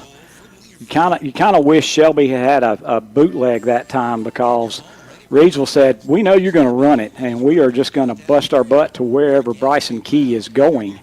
And 3rd down and 7 for the Golden Lions. This is a big play. And in the spread, 3 receivers to the near side, 1 to the far side. And that includes the likes of Jakeith Hamilton and, of course, also Bridges in there. Again, Reidsville jumps, but they're a yard off the ball, so they don't jump across the penalty line. Yep. Wide open on the flat, and he could not bring it in. Incomplete. I believe that's Demetrius Thompson at the 45. Yes, it was, and he catches it. It's a 1st down, and the clock continues to run. So we'll make a note of that. That's a potentially big play because he was wide open. Dalen Lee puts a lot of mustard on that ball. Oh, yeah. It came at him pretty quickly, but Thompson will tell you, I should have caught that. And so Reidsville dodges a bullet here. Shelby's going to punt from the Reidsville 42. So Berkowitz, of course, is out for the punting, and for a possible return, if it goes to him, is Quishine Flippin back at the 15-yard line. And he is a scary, scary man with a ball in his hands. And they know they need a big play, and they need it quickly as we are early in the fourth quarter. And Flippin is not going to go after this one. And look at this ball roll inside the 10, and it died. I thought it was going to go inside the 5, but dies at about the 7-yard line. Yeah. Absolutely. So that's going to be a 35-yard punt, no return. Now, the last time Reidsville had the ball backed up like this, they had the long touchdown pass. So good point. You've got to be prepared. Yes. You can't start trying. Here we go. You can't try not to lose from this point on. You've got to continue to go hard. You can't start thinking, okay, what do we? You can't do that. You just got to continue to play. So Shelby leads by 15. 11 minutes to go here in the ball game. From the goal line, a short pass over the middle to his running back. It is caught by Watlington. For maybe a yard? Yeah, no more than that, Jeff. That was a great job. Of course, the ball was thrown in a lot of traffic. That was almost a dangerous throw because we know how good the Golden Lions are. They've already picked off a pass in this game tonight. So here comes 2nd down and 9 from the 8-yard line coming up. And again, folks, that's Reidsville at their own 8-yard line. 10:26 left in the fourth quarter. Shelby leads 22-7. Al Lee, the starting quarterback, remains in, and again, it's an empty backfield. He'll take the snap at around the 1-yard line. Got a man in motion. He's going to let it fly in the backfield, and it's caught trying to find some running room to the outside and spinning his way to the 20. We'll double-check that number for you. I think it's flipping. Yeah, I believe you're right, flipping. And I know what they wanted to do there, Jeff. They wanted to see if they could have everything run on that far side of the field with everybody else lined up on the opposite side. But the defense of Shelby is hard to escape. But he does make a couple of good moves, and that is 1st and 10 out at the 20. Yeah, that's the big thing. They get the CSI Mechanical first down. 9:45 all the time remaining in this game. Shelby 22, Reidsville 7. Quarterback being pressured, run out of the pocket. And sacked. Yes. Boy, they've sacked him a lot tonight. He goes down just across the 15. Santana Hopper. Again, they try to roll the quarterback out. Nobody's open immediately, and there's just not much time. I wish I could tell you exactly how many sacks. It's been a lot. And no matter how this game turns out, Al Lee is going to be seeing number 8 and number 9 in his nightmares, not his dreams. I tell you what, it's been a special night for Hopper. We know what Malachi Hamrick's all about, and as Jeff said, you also cannot forget about Santana Hopper. They've all been putting the pressure on. 2nd down and 14. And here comes the defense after Lee again, and he goes down all the way back at the 5. I mean, Shelby brought a blitz. Now, they hadn't brought a blitz very often, and that time they brought Malachi Hamrick on a late blitz, and Shelby had too many guys. And so the quarterback goes back deep to throw the ball, and he gets set up, and he's being hit. And so this is 3rd down. The ball is on the 8, maybe the 7-yard line. They've got to get to the 30. So this is 3rd down and 23. Yep, and all of this happening so deep in your own territory. From the end zone, and now he's running, and he has to just throw it away. That will be a safety. That will be grounding in the end zone, and it is a safety for the Golden Lions. This defense is just putting on a showcase in this 4th round of the playoffs, 1 game away from going back to the Western Championship in 2A football, the Shelby Golden Lions. And, Jeff, we're seeing some of the fans on the opposite side of the field leaving this stadium. We've still got over 8 minutes to go, but Reidsville's in a world of trouble right now with that 32-33 game winning streak. 8:08 remaining. And I tell you what, Paul, there's been 3 straight passes that he has run back and just Al Lee has had no time to find anything. That is about as impressive. That 3-play series is about as impressive of a defensive effort as I've seen in a while, Paul. Let me give you an update right quick. You talk about some playoff football at its finest. Well, the Shelby Golden Lions are showing their finest by having this 24-7 lead here in the 4th quarter. They've gone to overtime at Crest. Crest and South Point knotted at 27 is our latest update on that one. Wow. And, of course, Jeff, this just in any kind of overtime, whoever can get the most points in overtime or get the one and only score, sometimes it comes down to that, will go on to the next round of the playoffs and take on that winner between Statesville and Dudley. All right, so Franson is going to punt the ball from the 20-yard line. And it's a nice high punt that Shelby is letting bounce. Somebody get on that football. Boy, scary. Whew, that's a 40-yard punt, basically, that Shelby gets on at the 40. So Shelby's going to start on their 40-yard line. Yeah, Paul, I'm really involved in this game, being a Shelby man, but of course. I'm just like, I'm about to lose it. The ball's laying on the 40, and somebody's got to get on it. Yeah, and let's give credit to the young man that finally did. The little guy, 5'5", Tristan Tate, number 21, secures that football, and now, Jeff, here comes the offense, and if anything, you just want to eat up that 8 minutes and 8 seconds. Absolutely. So the Golden Lions looking good, trying to move on, and remember, they'll host next week the winner of that maiden East Surrey game. Up the middle run, and there goes Key again, all the way across the midfield stripe. 12-yard gain for Bryson Key. Yet another CSI Mechanical first down. Shelby has 1, 2, 3, 4, 5, 6, 7, 8, 9 rushing first downs tonight. Oh, man, they got to be happy about that. A team known, so much for the spread and able to make the big plays happen through the air. But look at this rushing game as well. And when you've got the likes of Petty and Key, they can make it happen, and they have when they've been called upon this season. Shelby again just trying to milk this clock. They'll go back to Key again. No, it's a quarterback keeper. He faked to Key, and it was Dalen Lee. Just a short gain to the 48 of Reidsville. Yeah, that was a really nice fake. Unfortunately, there was nothing there after the fake. Paul, a lot of the faithful that get on the message boards and things, they talk a lot of smack. And the one thing that a lot of people have been saying on the message boards is Shelby can't run the ball. Shelby can't run the ball. And this has been a shocking night for people that said Shelby couldn't run the ball. Yeah, we'll look back and talk about that in our post game, and we'll really be happy about it if we. Shelby is going to be guilty of a false start. You just don't want that. Now, it's only the second penalty for them in the whole second half, so they've done much, much better. But you just don't want. You don't want to back yourself up at all. Shelby's in good shape. We're at 6:41, and they're up by 3 scores. That was a whatsupshopper.com penalty. And another penalty. The entire right side of the offensive line left, and the center did not snap it. And so, all right. Waiting for the official to give the call here.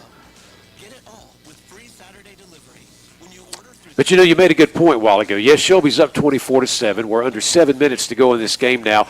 But you don't want to keep stopping the clock and backing yourself up with penalties. And now it's going to be second and 20. Second and 20, exactly. Now, what you had was a first down run for nothing. So you had second and 10. 1986, Witherspoon Insurance Agent. But then you jump back and have back-to-back penalties. So Lee will hand off, and here comes Key again. This young man's been a workhorse late in this game tonight. He gets some of that yardage back, but he only is going to get just across the 47. And then a late flag came in.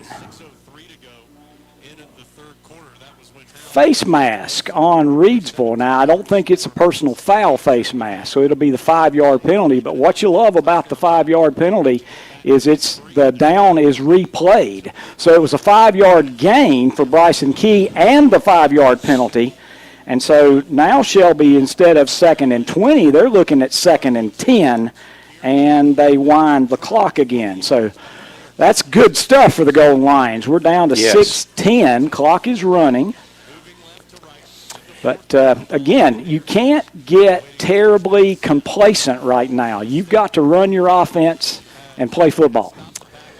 So Lee from the shotgun will hand off again to Key. Key going to the outside, and he gets out of a tackle. Yeah, gets out of that first tackle. And look at this. Thanks to the offensive line players that were over there, they helped move him forward to get some additional yardage. He ends up at about the 42 of Reidsville. Yeah, that's about a 6-yard gain where there wasn't much there, so that's going to bring up third down and 4. That's not a bad spot to be in after what we were calling just a couple of plays ago. No, when you're second and 20, and now you've run the ball twice, and you're third and 4, and again, the clock continues to tick. Shelby will not have to snap it till about 5 minutes. They're already down in a stance, though, so I hope they don't keep those linemen down there in that stance. And it's a quick pitch forward, and it's going to be a first down for Demetrius Thompson. Oh, what a beautiful play. We saw something similar to that was a big spark for Shelby earlier tonight when they needed it. And this enables the offense to stay on the field as the clock is ticking, and we're fixing to go under 5 minutes left in this game. And the Reidsville crowd, there's about half of them left now, Paul. They are seriously making their way to the exits for a long 3-hour drive after after being defeated is tough. Yeah, and if this score goes on to be 24-7 or worse, this is going to be stunning to a lot of people across the state. Not that the people didn't think this Shelby Golden-Lion team would win tonight, but the way they're doing this, by the way. Key up the middle, and look at this young man go. He takes tacklers with him to the 21. Another first down for Bryson Key. That is the 17th first down for the Golden Lions, 10 of them due to the rushing game. And Jeff, maybe we can find out later on tonight, I hope, but Jalen Petty, who of course started and had such a heck of a game, giving his all out there in the backfield and had to leave the game. But it's good to know you've got Key to fall back on. The combination of Petty and Key when it comes to the run game is why a team like Shelby could easily end up, being in another state championship and winning another one, which is so traditional for this program. From the shotgun, but on the run again, which makes perfect sense. There he goes, Key again. He's going to be up to about the 17. Again, Paul, I am sorry. I'm talking over you. Please forgive me. Listen, we don't get the opportunity to team up very often, and you're excited about what you're seeing. And I was just going to add on that, again, I think Key's picking up that extra yard or two thanks to his offensive line each time. They are doing it. They're getting a great push. It's going to be 2nd down and 6. More importantly, we're down to 3:36 to go in the ballgame. Yes, it is, and Shelby could easily cap this off with maybe one more score, or they can just take their time, get another first down, run this clock out. Again, Key in the backfield with the QB. They'll go to him again. Defense is ready for him this time as they're going to bring him down as he was running to the left corner back at the 20. And that was 44. Again, one of the main defenders for Reidsville. That's 44, Jeriel Cobb, who is a freshman, so he's got a lot of football to go. But that's going to be back to the 21. That's going to wipe out most of the yardage gain, so it's going to be 3rd down and 9. But there's 2:55 to go in the game right now. And Shelby got this ball, Paul, with 8:08 left. That's so they've what you held love. it for 5.5 minutes. That's very impressive. It was a 10-7 Shelby lead at the half. They've got a 24-7 lead as we're at 2:40. There's that pitch play again from the wideout coming across the field, and he's going to get no further, though, than the 20 as they go back to, I believe, Bridges. Yep, it's Bridges, and what I like is Bridges realized I'm not going to get much, and so he didn't make the mistake of turning around and losing yardage. He didn't run out of bounds. The clock continues to tick. And I can't believe Reidsville's not taking a timeout. I mean, I think they've got all their timeouts. I don't think anybody's taking one. Yeah, you're exactly right. That's very interesting. And let me give you an update on the winner of this game, who they meet next week. This game is going back and forth at the moment with only 2 minutes left in the game. East Surrey 36, Maiden 35. Remember, if Shelby goes on, which we're expecting, they're definitely going on to the victory. Shelby, the number 1 overall seat, will host either East Surrey or Maiden, and at the moment, but it's not over, 2 minutes left, East Surrey 36, Maiden 35. South takes Point a timeout. And let me just say, South Point did score first in the overtime. Crest is apparently trying to get their opportunity. South Point's got the lead at the moment in that one.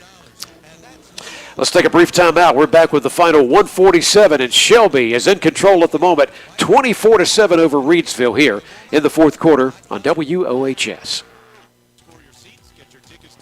Since 1986, Witherspoon Insurance Agency in Shelby has been serving families across Shelby and Cleveland County.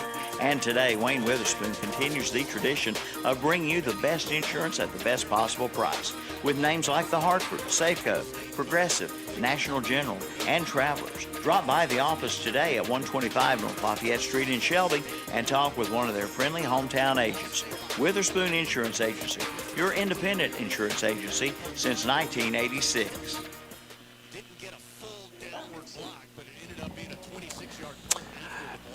KTCBroadcasting.com, WOHS on your radio dial, and we're back for the final 1:47 out of the timeout. And on 4th down and 10, Shelby will run another play right here and looking to go to the air. Going to go to the end zone, and in the back corner, it's a Shelby touchdown.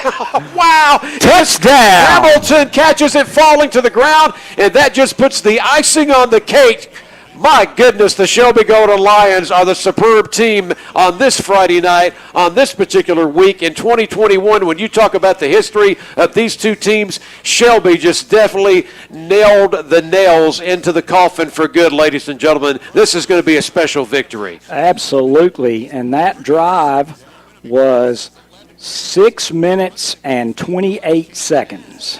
I tell you what, these Reidsville players, Jeff, they don't even know how to feel right now. They have won at least 32 games in a row, back-to-back state championships, and look what Shelby has been able to do in this game tonight. Extra point by Berkowitz is good. On the No Malarkey, Mr. Sparky of Cherryville scoreboard, the Golden Lions are advancing. The score now late in our game, Shelby 31, Reidsville 7. We're back in 1 minute here on KTCBroadcasting.com. The transfer from Florida State. Heels up 3, 10:08 to go, fourth quarter. If you've recently got a letter from your insurance company saying you must see one of the large pharmacy chains for your prescriptions, we want you to know that is not necessarily true. Medical Arts Pharmacy in Shelby invites you to come by and talk with Carter or one of their professional pharmacists about your prescription needs. Chances are you can continue getting yours from your local hometown pharmacy. That's Medical Arts Pharmacy, 108 East Grover Street in Shelby. Call 704-487-8068 today. Pregame Insurance Services in Shelby is now All Care Insurance Services, and they invite you to see their newly remodeled office and talk with them about your insurance needs. If that's too far away from you, they have an All Care Insurance location in both Gastonia and Belmont areas. All Care Insurance has strived to be the best by providing quality insurance coverage with great commitment to customer service. Whether you need coverage for your home, auto, business, life, or something more, their experienced agents are there to help you. Visit one of their convenient locations, 220 West Dixon Boulevard in Shelby, 4515 Wilkinson Boulevard in Gastonia, and 7005 Suite E Wilkinson Boulevard in Belmont. That's All Care Insurance Services. Earn cash back on dinner. Okay, we're back, and Shelby has just kicked to, of course, Reidsville. A pretty decent return that time by Jeremiah Red, number 11, as he's going to get maybe about 15 yards, ends up at the 34-yard line. So it's a minute 33 left. All Shelby, they lead 31-7. Let's see what Reidsville can try to do here in the late time of this game. Well, it's at least a 32-game win streak by the Rams, maybe 34, but whatever it was, it's coming to an end tonight, Paul Foster. Yeah, it's coming at the hands of the Golden Lions, which is not going to be a big surprise to a lot of us. Oh, my goodness. Another trick play going to go down the drain immediately. The ball just went from one player to another, and Shelby just shut that down in the backfield. That was an attempted reverse, and it's going to lose 10 yards. You know, Shelby and Reidsville have only played each other 5 times now, and Reidsville has tried a number of reverses and things, and I can't recall one working. In fact, Reidsville tried to run a double reverse on the last play of the half on about the 5-yard line back in 2005 and lost yardage. Is that right? Their coach is James Teague. Of course, they've got a tremendous operation and program there, but tonight they're tasting Shelby football. Here is Watlington, and he's finally going to go to the house, folks. He's all the way to the Shelby 30, 25-20, 15-5-10. So finally that young man has his moment in this game, but it may be way too little too late. But that was an impressive, well over 65-yard run. Yeah, definitely. That's a 75-yard touchdown run. And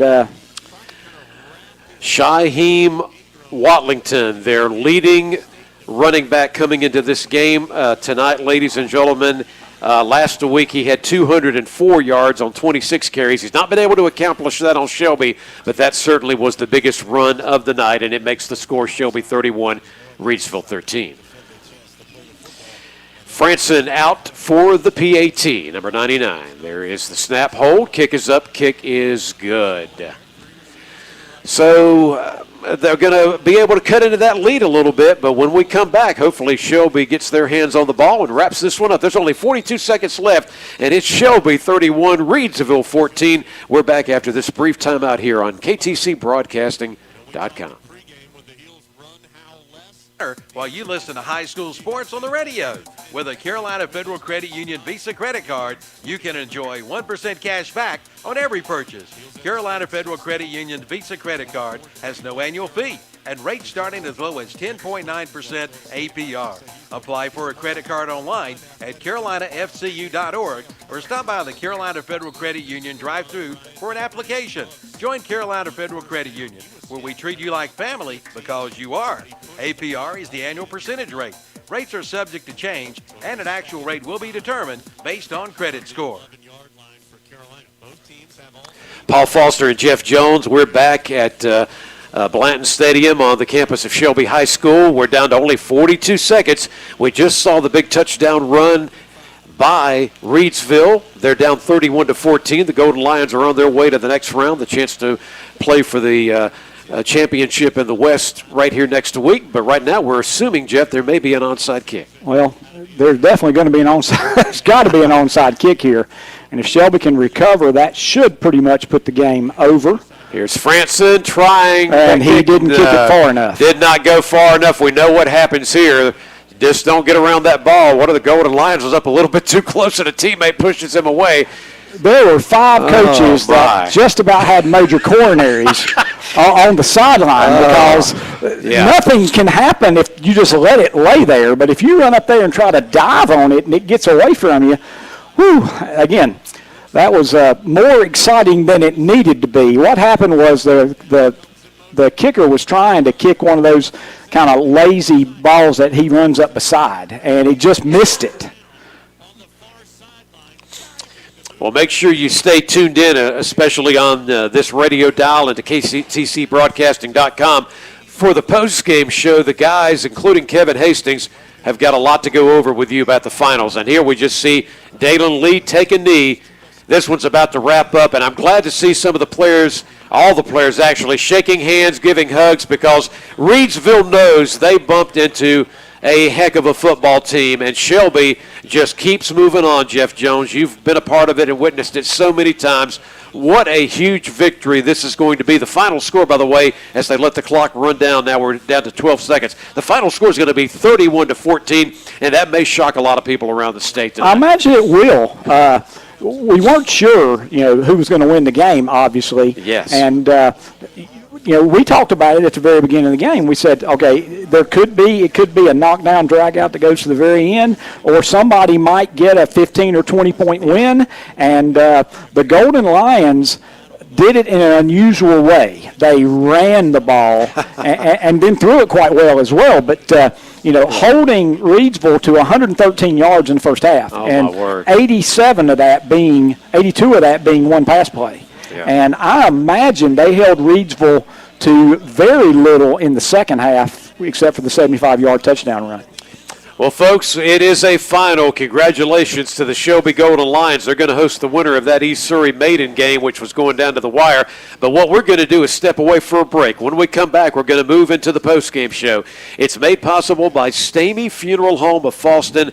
We've got a lot of exciting coverage to recap because Shelby is moving on again, and they're going to play for the Western title. The number 1 overall seed in the West will be at home again next Friday night. Your final here, though, Shelby taking care of Reidsville 31-14. We'll be back with the postgame show from KTCBroadcasting.com and WOHS, a longtime radio tradition. You'll love the food at Alley's Cafe in Shelby, now serving breakfast and lunch Monday through Friday. You can enjoy their breakfast all day long and check out their daily lunch specials too. It's special, down-home cooking. They're open Monday through Friday from 7:30 a.m. till 2 p.m. You can dine in, take out, or use curb service. It's available. Alley's Cafe provides employment and training opportunities for individuals with barriers to employment. That's Alley's Cafe, 891 North Post Road in Shelby. Call 704-487-7777 for orders to go. Like them on Facebook, too. Are you planning to remodel your home, or maybe you're considering building a brand new home? Either way, you see Willis Flooring in Shelby with hardwoods, plus laminates, and sheet vinyl, vinyl plank, Cortec flooring, plus carpet by Mohawk, Shaw, and more. Also shower doors, glass and quartz and granite and Marsh cabinet, and one of the largest selection of tile in this area. Willis Flooring, 2247 Kings Road in Shelby. Call 980-404-0965. Like them on Facebook, too. If you're ready to make the great escape, do it with the #1 brand on the water. Yamaha Wave Runners are the most premium personal watercraft on the market, with industry-first features and exciting new products like the all-new 2021 VX Series with audio packages, the much-anticipated Superjet, and the new race-ready GP Series. This is Wave Runner country. See one today at Full Throttle Power Sports, located at 100 Indian Walk off I-85 in Laurel. At Ingles, we're proud to partner with so many athletics organizations to bring you the very best of everything sports have to offer. And we're also proud to bring so many great game day options to you crazy fans out there. Like the best meat in town, crisp, fresh produce, ice-cold beverages, and more. Whether you're loading up for that road trip or preparing for the homestand, we've got you covered. Ingles, low prices, love the savings. The Get Holiday Ready sales event is underway at Classic Ford of Shelby. This year, don't just get ready, get holiday ready. Right now, get 1.9% APR financing for up to 60 months, plus a $500 bonus check on the 2021 Ford Bronco Sport. Plus, get 0% financing for up to 60 months, plus $500 bonus cash on the Ford F-150. And get 0% financing up to 60 months on the Ford Escape. And get up to 125% over Kelley Blue Book on your trade-in. Offer good through November 30th at Classic Ford of Shelby, 1775 East Dixon Boulevard. Online at classicfordofshelby.com.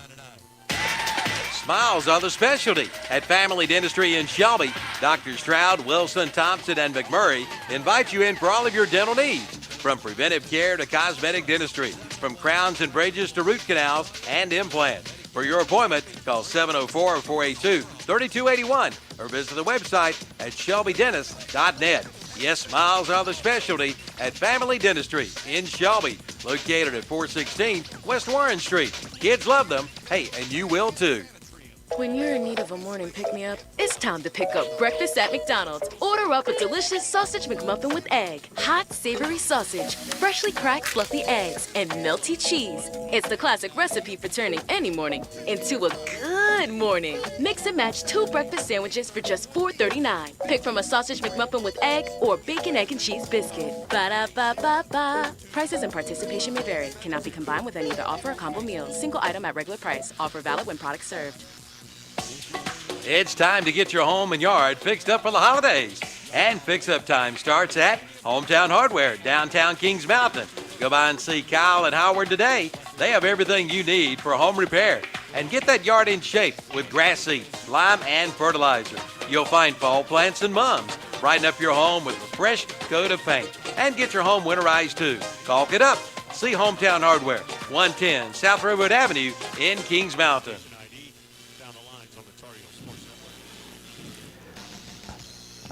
Welcome into the Stadium Postgame Show, made possible by Stamey Funeral Home of Falston. And our final here tonight, and I tell you what, the Golden Lions just keep getting it done. Another season and another chance to get back to a state championship draws a little closer. They'll have one more game to get through 1 week from tonight after taking care of this Reidsville team. What an accomplishment. The final score, Shelby 31, Reidsville 14. Welcome into our post-game coverage. Paul Foster back here at Shelby High with Jeff Jones. And Jeff, I tell you what, a lot of celebration in this stadium right now. Shelby's done it again. It's a great victory for the Golden Lions. And one of the things that the coaches are going to have to start right off the bat is Shelby's never defeated Reidsville and then had to worry about the next week to get to the state championship. The Shelby-Reidsville game has always been either a state championship game or a Western final. But now you can't get too excited about this game, thinking from a coaching perspective and a player perspective, because you got to get ready to turn around and host the Western Finals. Paul, there's never been 6 rounds of the playoffs before. There's always been 4 or 5, and by doing away with the sub-classifications, they added an extra playoff game. Do you have a final for the Crest South Point? My source there never got back with me, and I'm wondering if, and we don't want to say anything on the air we don't know, but I don't know if that's a bad thing. that Crest was not able to respond to the South Point score. And I don't have a final yet on East Surrey and Maiden. There was 2 minutes left of the game. East Surrey had gone back on top 36-35. And remember, the winner of that game comes to Shelby, regardless of who it is. We know we'll get to those finals very soon, and maybe before me and Jeff even go off the air and go to our crew back at Studio Control for the scoreboard show tonight. But, boy, there's a lot of interesting scores still out there. But the thing we can say here is that Shelby was the much better team. Jeff, as you get some of your recap of the game together that you're going to give us, what I was really impressed by, and you've seen this because you've called on air so many Shelby games, and of course you coached on this sideline for so many years.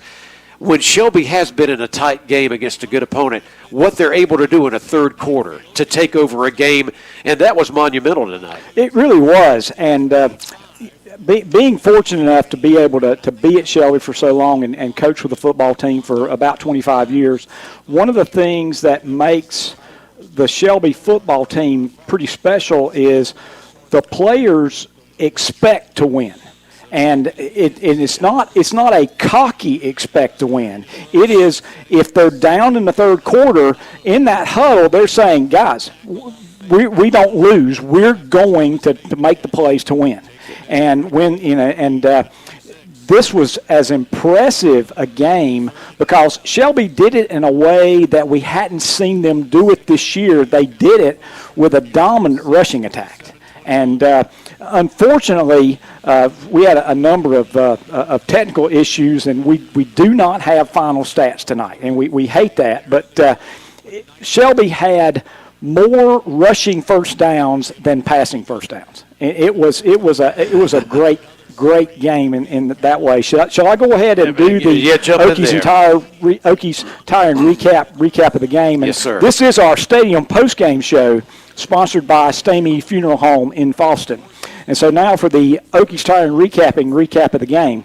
With 7:05 left in the first quarter, Jack Berkowitz had a 33-yard field goal, and Shelby led 3-0.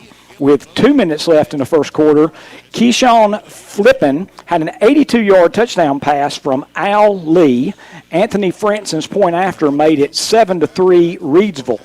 With 7:35 left in the second quarter, Jalen Petty, 12-yard touchdown run. Berkowitz's point after made it 10-7 Shelby, and that was the score at halftime. With 7:11 left in the third quarter, Demetrius Thompson, 8-yard pass from Lee. The point after was blocked, and Shelby led 16-7. With 1:10 left in the third quarter, Bryson Key had a 4-yard touchdown run. The pass for two-point conversion failed, and Shelby led 22-7.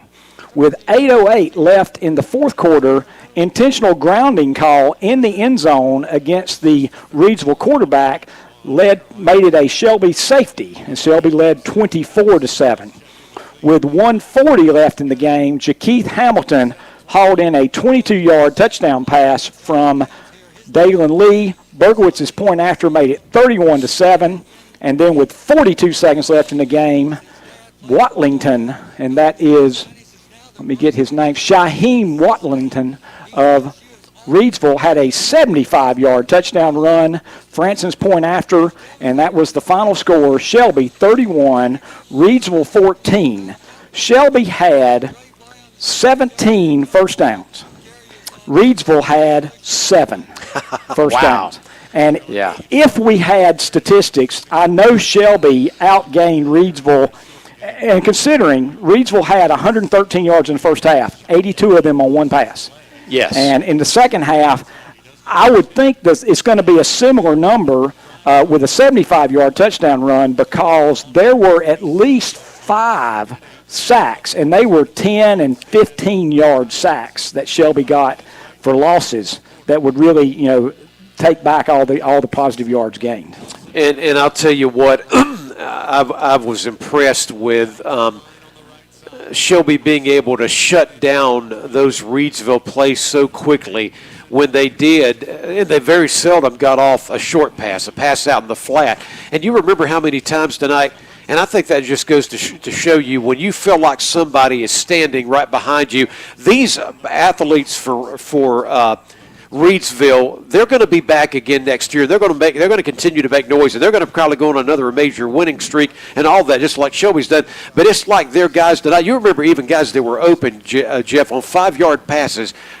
Dropped it, didn't get to it, this, that, and the other, because they always knew Shelby was there, and they were not going to be able to break away like they do against other opponents and go an additional 20, 25 yards. And I thought one time they threw a great pass out in the flat, and the receiver saw, I've got an opening to run through, and I haven't had it all game, and he tried to run before he caught it and just kicked it away. And so it was a great game by the Shelby Golden Lions. It was, and before we have to wrap up here in a moment and get to our post-game scoreboard show, we want to make sure, we hope that Jalen Petty, who of course was the starting running back, and he only had 45 yards. Remember, both defenses did their job, at least in the first half. I think their main running back, Watlington, had 44, and Petty had 45 for Shelby. That's how even things were.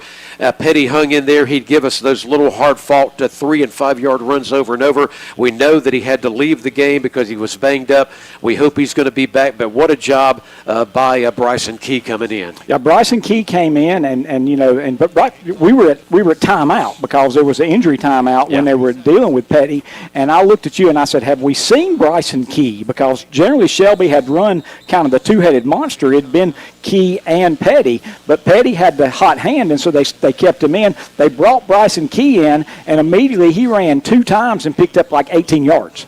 And he just picked up right where Petty had started. We're hearing from a lot of people, and I just want to mention this briefly because we appreciate those following. I know Jeff's got so many connections with his years at Shelby, but I've heard from one of the classes of Shelby of '89. A few of the guys were together tonight out of town, saying we were in the class of Shelby in '89. Congratulations, Art Mooney, the local musician, had 2 sons play here. The Mooneys, he said, the last time we played Reidsville was the last time my 2 oldest sons were called in the game at the same time.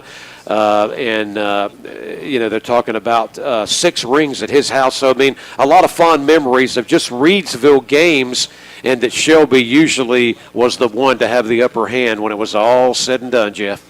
Well, what a great win for the Golden Lions, and again, a great season for the Reidsville Rams. They finish up with their only loss of the season, so they finish up 12-1. But the Golden Lions are 13-1, and they'll be waiting to meet somebody next week. I'm going to tell you right now who they're going to meet. We've got the finals, and here we go, ladies and gentlemen. Your winner tonight, coming to Shelby next week, will be East Surrey. They survived 36-35, and that was Maiden's first loss. But, of course, the bad thing is when you lose in the playoffs, it's over. And East Surrey, I think, is the defending either 1A or 1AA state champions from last year. Wow. They defeated Tarboro, I think, in the finals. And so I think they're defending state champions from one of the lower classifications. So what a great year for them. Yes, and one other mention, of course, it has nothing to do with our situation here, but in the 3A ranks, the season did come to an end for Crest as they lost in overtime to South Point, 34-27. So South Point gets the better of Crest in the second meeting, and let's give credit to a Crest team that were not expected to have that kind of a run this year. So they had a good season. Their season is over. Shelby and East Surrey meet here 1 week from tonight. Jeff, let's get into some of those other accolades before we wrap up tonight. Okay. Our offensive player of the game, and that's sponsored by Hojo Power Sports of Shelby. And if Calvin and Kevin want to discipline us for this, but we're going to go in a kind of unusual position, especially since we don't have final stats tonight. But we want to say our offensive player of the game will be the Shelby Golden Lion offensive line, because nobody, Paul Foster, expected Shelby to run the way they did, and there were lots of holes. Yeah. And so our Hojo Power Sports of Shelby offensive player of the game would be the Golden Lion offensive line for opening up those holes. Hey, I totally agree with you. I've done something like that in some coverage I've done in years past when a team steps up like that. And even late in the game when Key came in and was having these significant runs to keep moving the ball and get first downs, a lot of times the offensive line pushed him forward another yard or two. They played hard tonight. Our defensive player of the game, sponsored by Falston Pharmacy of Falston, Santana Hopper. We called his name a number of times, and Paul, there's so many of Shelby Golden Lion defensive players we also could give this accolade to, but it seemed like every time we looked up, Santana Hopper was making Al Lee run for his life. Number 9, Santana Hopper. I love watching this young man play. And coming into tonight, he already had 29 tackles for loss. He had 10 sacks. You can add on additional numbers after this one tonight to those stats, and he certainly stands out of a lot of good defenders tonight. Dalen Lee had a great night. He led that offense. He kept them under control. He made checks. He made great passes. He really played a great game. But we want to give our overall player of the game, sponsored by SNR Auto Sales, to the two-headed monster for the Golden Lions, which would be Jalen Petty and Bryson Key. Yep. Between them, again, with that offensive line and those two running backs, what a great game. And again, Dalen Lee and the receivers also had a great game as well, but what a great night on the ground for the Golden Lions. And you mentioned it earlier, they both had similar rushing numbers. Key came into tonight, and remember these numbers will change. Key had 563 yards rushing on the season. Petty had a little bit more. He was at 611. They added to that tonight, and yes, it's not going to be the biggest numbers in the world, but it was, again, the running game over the passing game and what their contributions that helped Shelby go on to beat the way they did this Reidsville team 31-14. And if you want to really, let me tell you one reason that I feel strongly about what we did with our offensive players of the game.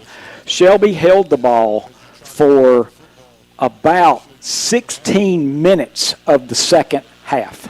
24 minutes, Shelby held it for about 16, and that's running the ball. That is incredible. So what a great game, and we imagine next week there will be coverage here on KTC Broadcasting. Yes. Cannot tell you who it will be, but please, if you can't get to the game to support the Golden Lions, come out. Please listen to KTCBroadcasting.com, WOHS Radio, and several of the other stations, because I'm sure that there'll be a lot of coverage of this Shelby game next week against East Surrey. And let's remember this, at this point, this is the only Cleveland County team left, and of course it's also a game to go to the state championship, so check your social media, stay tuned in, you'll find out if the game's on both FM and AM, how all that falls in next week. But more than anything else, Jeff, as we get ready to conclude, I'm so happy that I could be a part of a game like this, to fill in tonight, to be with you, and a fine job tonight by you, and we look forward to seeing Shelby win one more and get back to another state championship. Thank you for everything you provided with the broadcast tonight. And thank you, folks, for listening to us tonight, and we'll be sending you back to the postgame show. Go ahead and do the honors there, Paul. For Jeff Jones, this is Paul Foster. Congratulations to the Golden Lions as they're on their way to hosting the Western Championship to go back to a state championship. They'll host East Surrey here, a 7:30 kickoff 1 week from tonight. Make sure you're tuned in. Get ready for all the scores coming up on our scoreboard show. Good night from KTCBroadcasting.com and WOHS.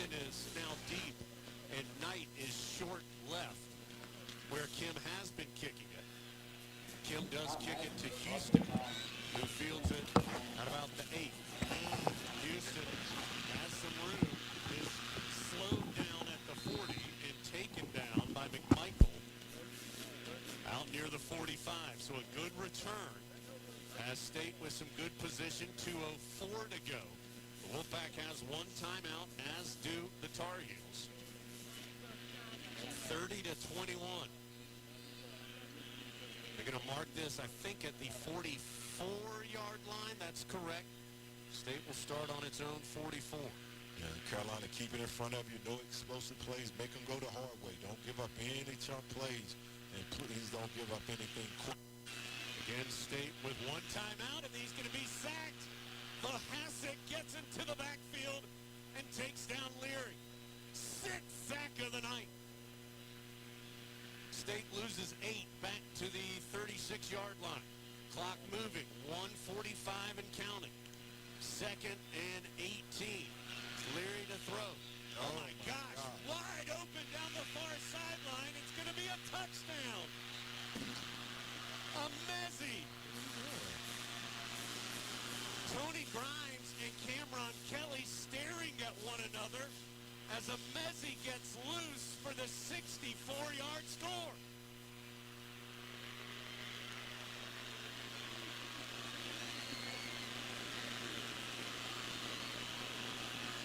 So State in just 2 plays goes 56 yards for the touchdown. In one play. Yeah, really, yeah. It ends up being a 64-yard touchdown because, of course, the first play was a sack. Wow. And now with 1:35 to go, Carolina's going to have to recover an onside kick.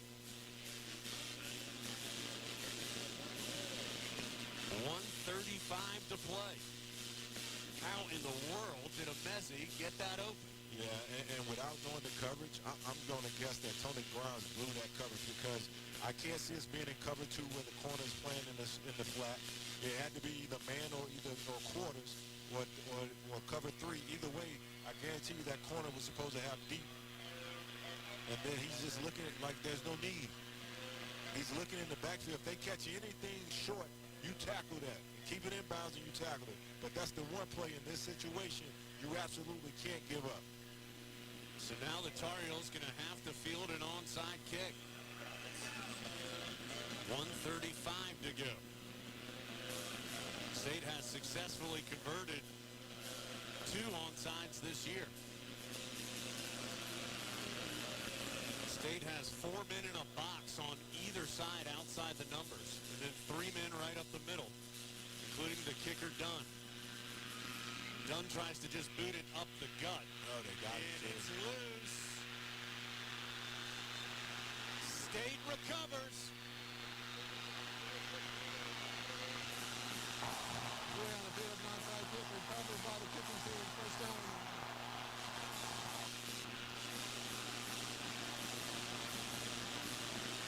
So Dunn hit the little squibbler up the middle and recovered it himself.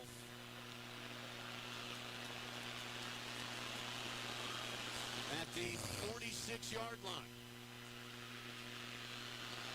So State now all of a sudden has a minute 33 and a timeout. Yep. And they only need about 20 yards, 15. This is a reviewable play to see if the ball was touched, and they're going to say, nope, it was good. Can't be touched before it goes 10 yards. So now all of a sudden State down 2 with the football near midfield and a timeout to work with. And a flag comes in. I think State moved early. False start. Offense. Number 86. 5-yard penalty. First down. It's going to move State back 5. The Messi.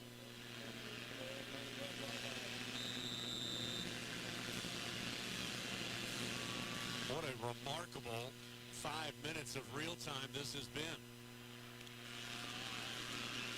Leary to throw.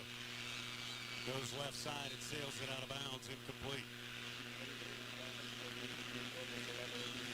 2nd and 15 from the 41, still a minute 29 to go. Each team with 1 timeout. Tar Heels led by 9 after Atkins' 50-yard field goal at the 2:12 mark. State, though, gets the explosive play and now gets the ball back, and now both teams move on the snap.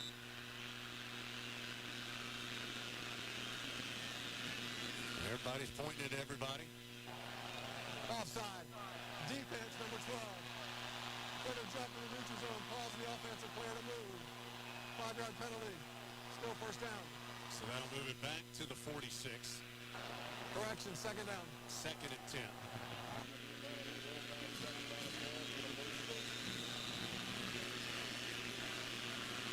Two receivers to either side of the formation. Leary throws. He's popped as he does so. Knocked away on the near side. A flag comes in the backfield. This might be a late hit on the quarterback or some kind of personal foul on the hit. Personal foul. Roughing the passer. Defense, number 51. 15-yard penalty. First down.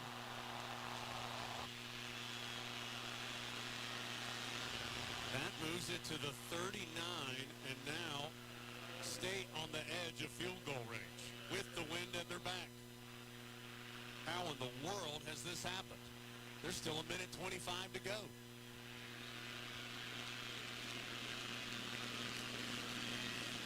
Leary to throw. Pressure comes, and the screen is incomplete. That'll stop the clock with 1:21 to play. Second and 10. Christopher Dunn's career long is 53 yards, including once this year. Or excuse me, once last year. Longest one this year is 46. 1:21 to play. Heels up 2. In less than a minute on the game clock, the Tar Heels have lost a 9-point lead. Leary to throw. Pressure coming. Hit as he throws. And the ball's going to sail out of bounds, but multiple flags come in. Wow. I mean, the ball is 10 yards out of bounds. Yeah, the question is that there's going to be a pass interference, but was it catchable?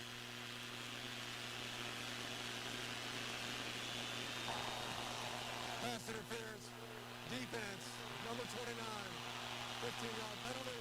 So the Tar Heels had 30 yards of penalty yardage the entire game. They have had 2 15-yard penalties on this drive. That has allowed State now to move into comfortable field goal range for what would be the game winner.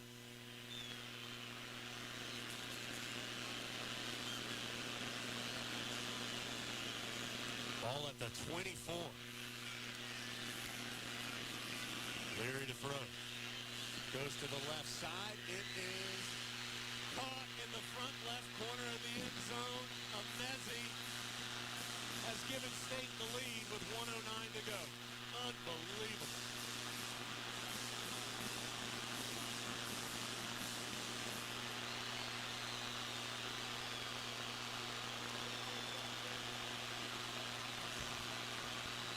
There were only 3 plays on the drive, 3 penalties as well. 2 15-yarders and a 5-yarder on Carolina. Messi able to leap up and grab it against the challenge of Cameron Kelly in the front left corner of the end zone. Yeah, and that was the same coverage that we ran in the first touchdown just a couple minutes ago. And Tony Grimes, for whatever reason, looking in the backfield and not syncing with the vertical route. Like, if they throw that underneath, make the tackle, but don't give up that play.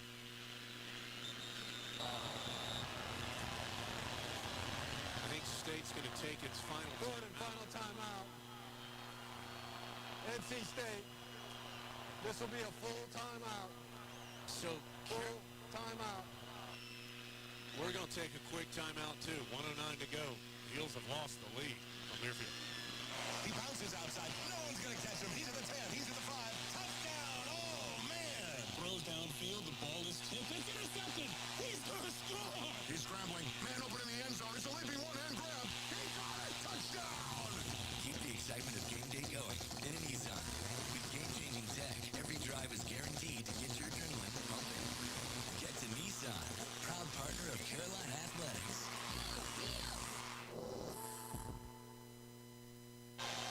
Hey, Tar Heel fans, when it comes to buying a home, fierce competition is the last thing you want to face. A verified approval from Rocket Mortgage could be the edge you need. It shows your income, credit, and assets have all been verified up front, helping your offer stand out from standard pre-approvals. Great! Get started at RocketMortgage.com. Rocket Mortgage, proud mortgage provider of Carolina Athletics. A verified approval is based on an underwriter's analysis of your individual financial information, appraisal, and title report. Call for cost information and conditions. Equal housing lender license in all 50 states. NMLS Consumer Access.org number 3030. State's going to try and go for 2 here. Up now 4 with 1:09 to play. The Pack scored 2 touchdowns in a minute and 1 second of total possession time with an onside kick in between. Leary looking to throw left and incomplete. Grimes able to knock it away from Messi. So 1:09 to go. That drive, 3 plays, 54 yards, in just 24 seconds. There were 35 yards of penalty yardage on the drive. So 35 of the 54 yards were penalties. A pass interference, a roughing the passer, and an offside. Carolina had gone up 9 and had sacked Leary on first down. It was 2nd and 18 at that point. They then give up a 64-yard touchdown to Emezi. State recovers the onside kick. Then the Pack able to score again to Emezi.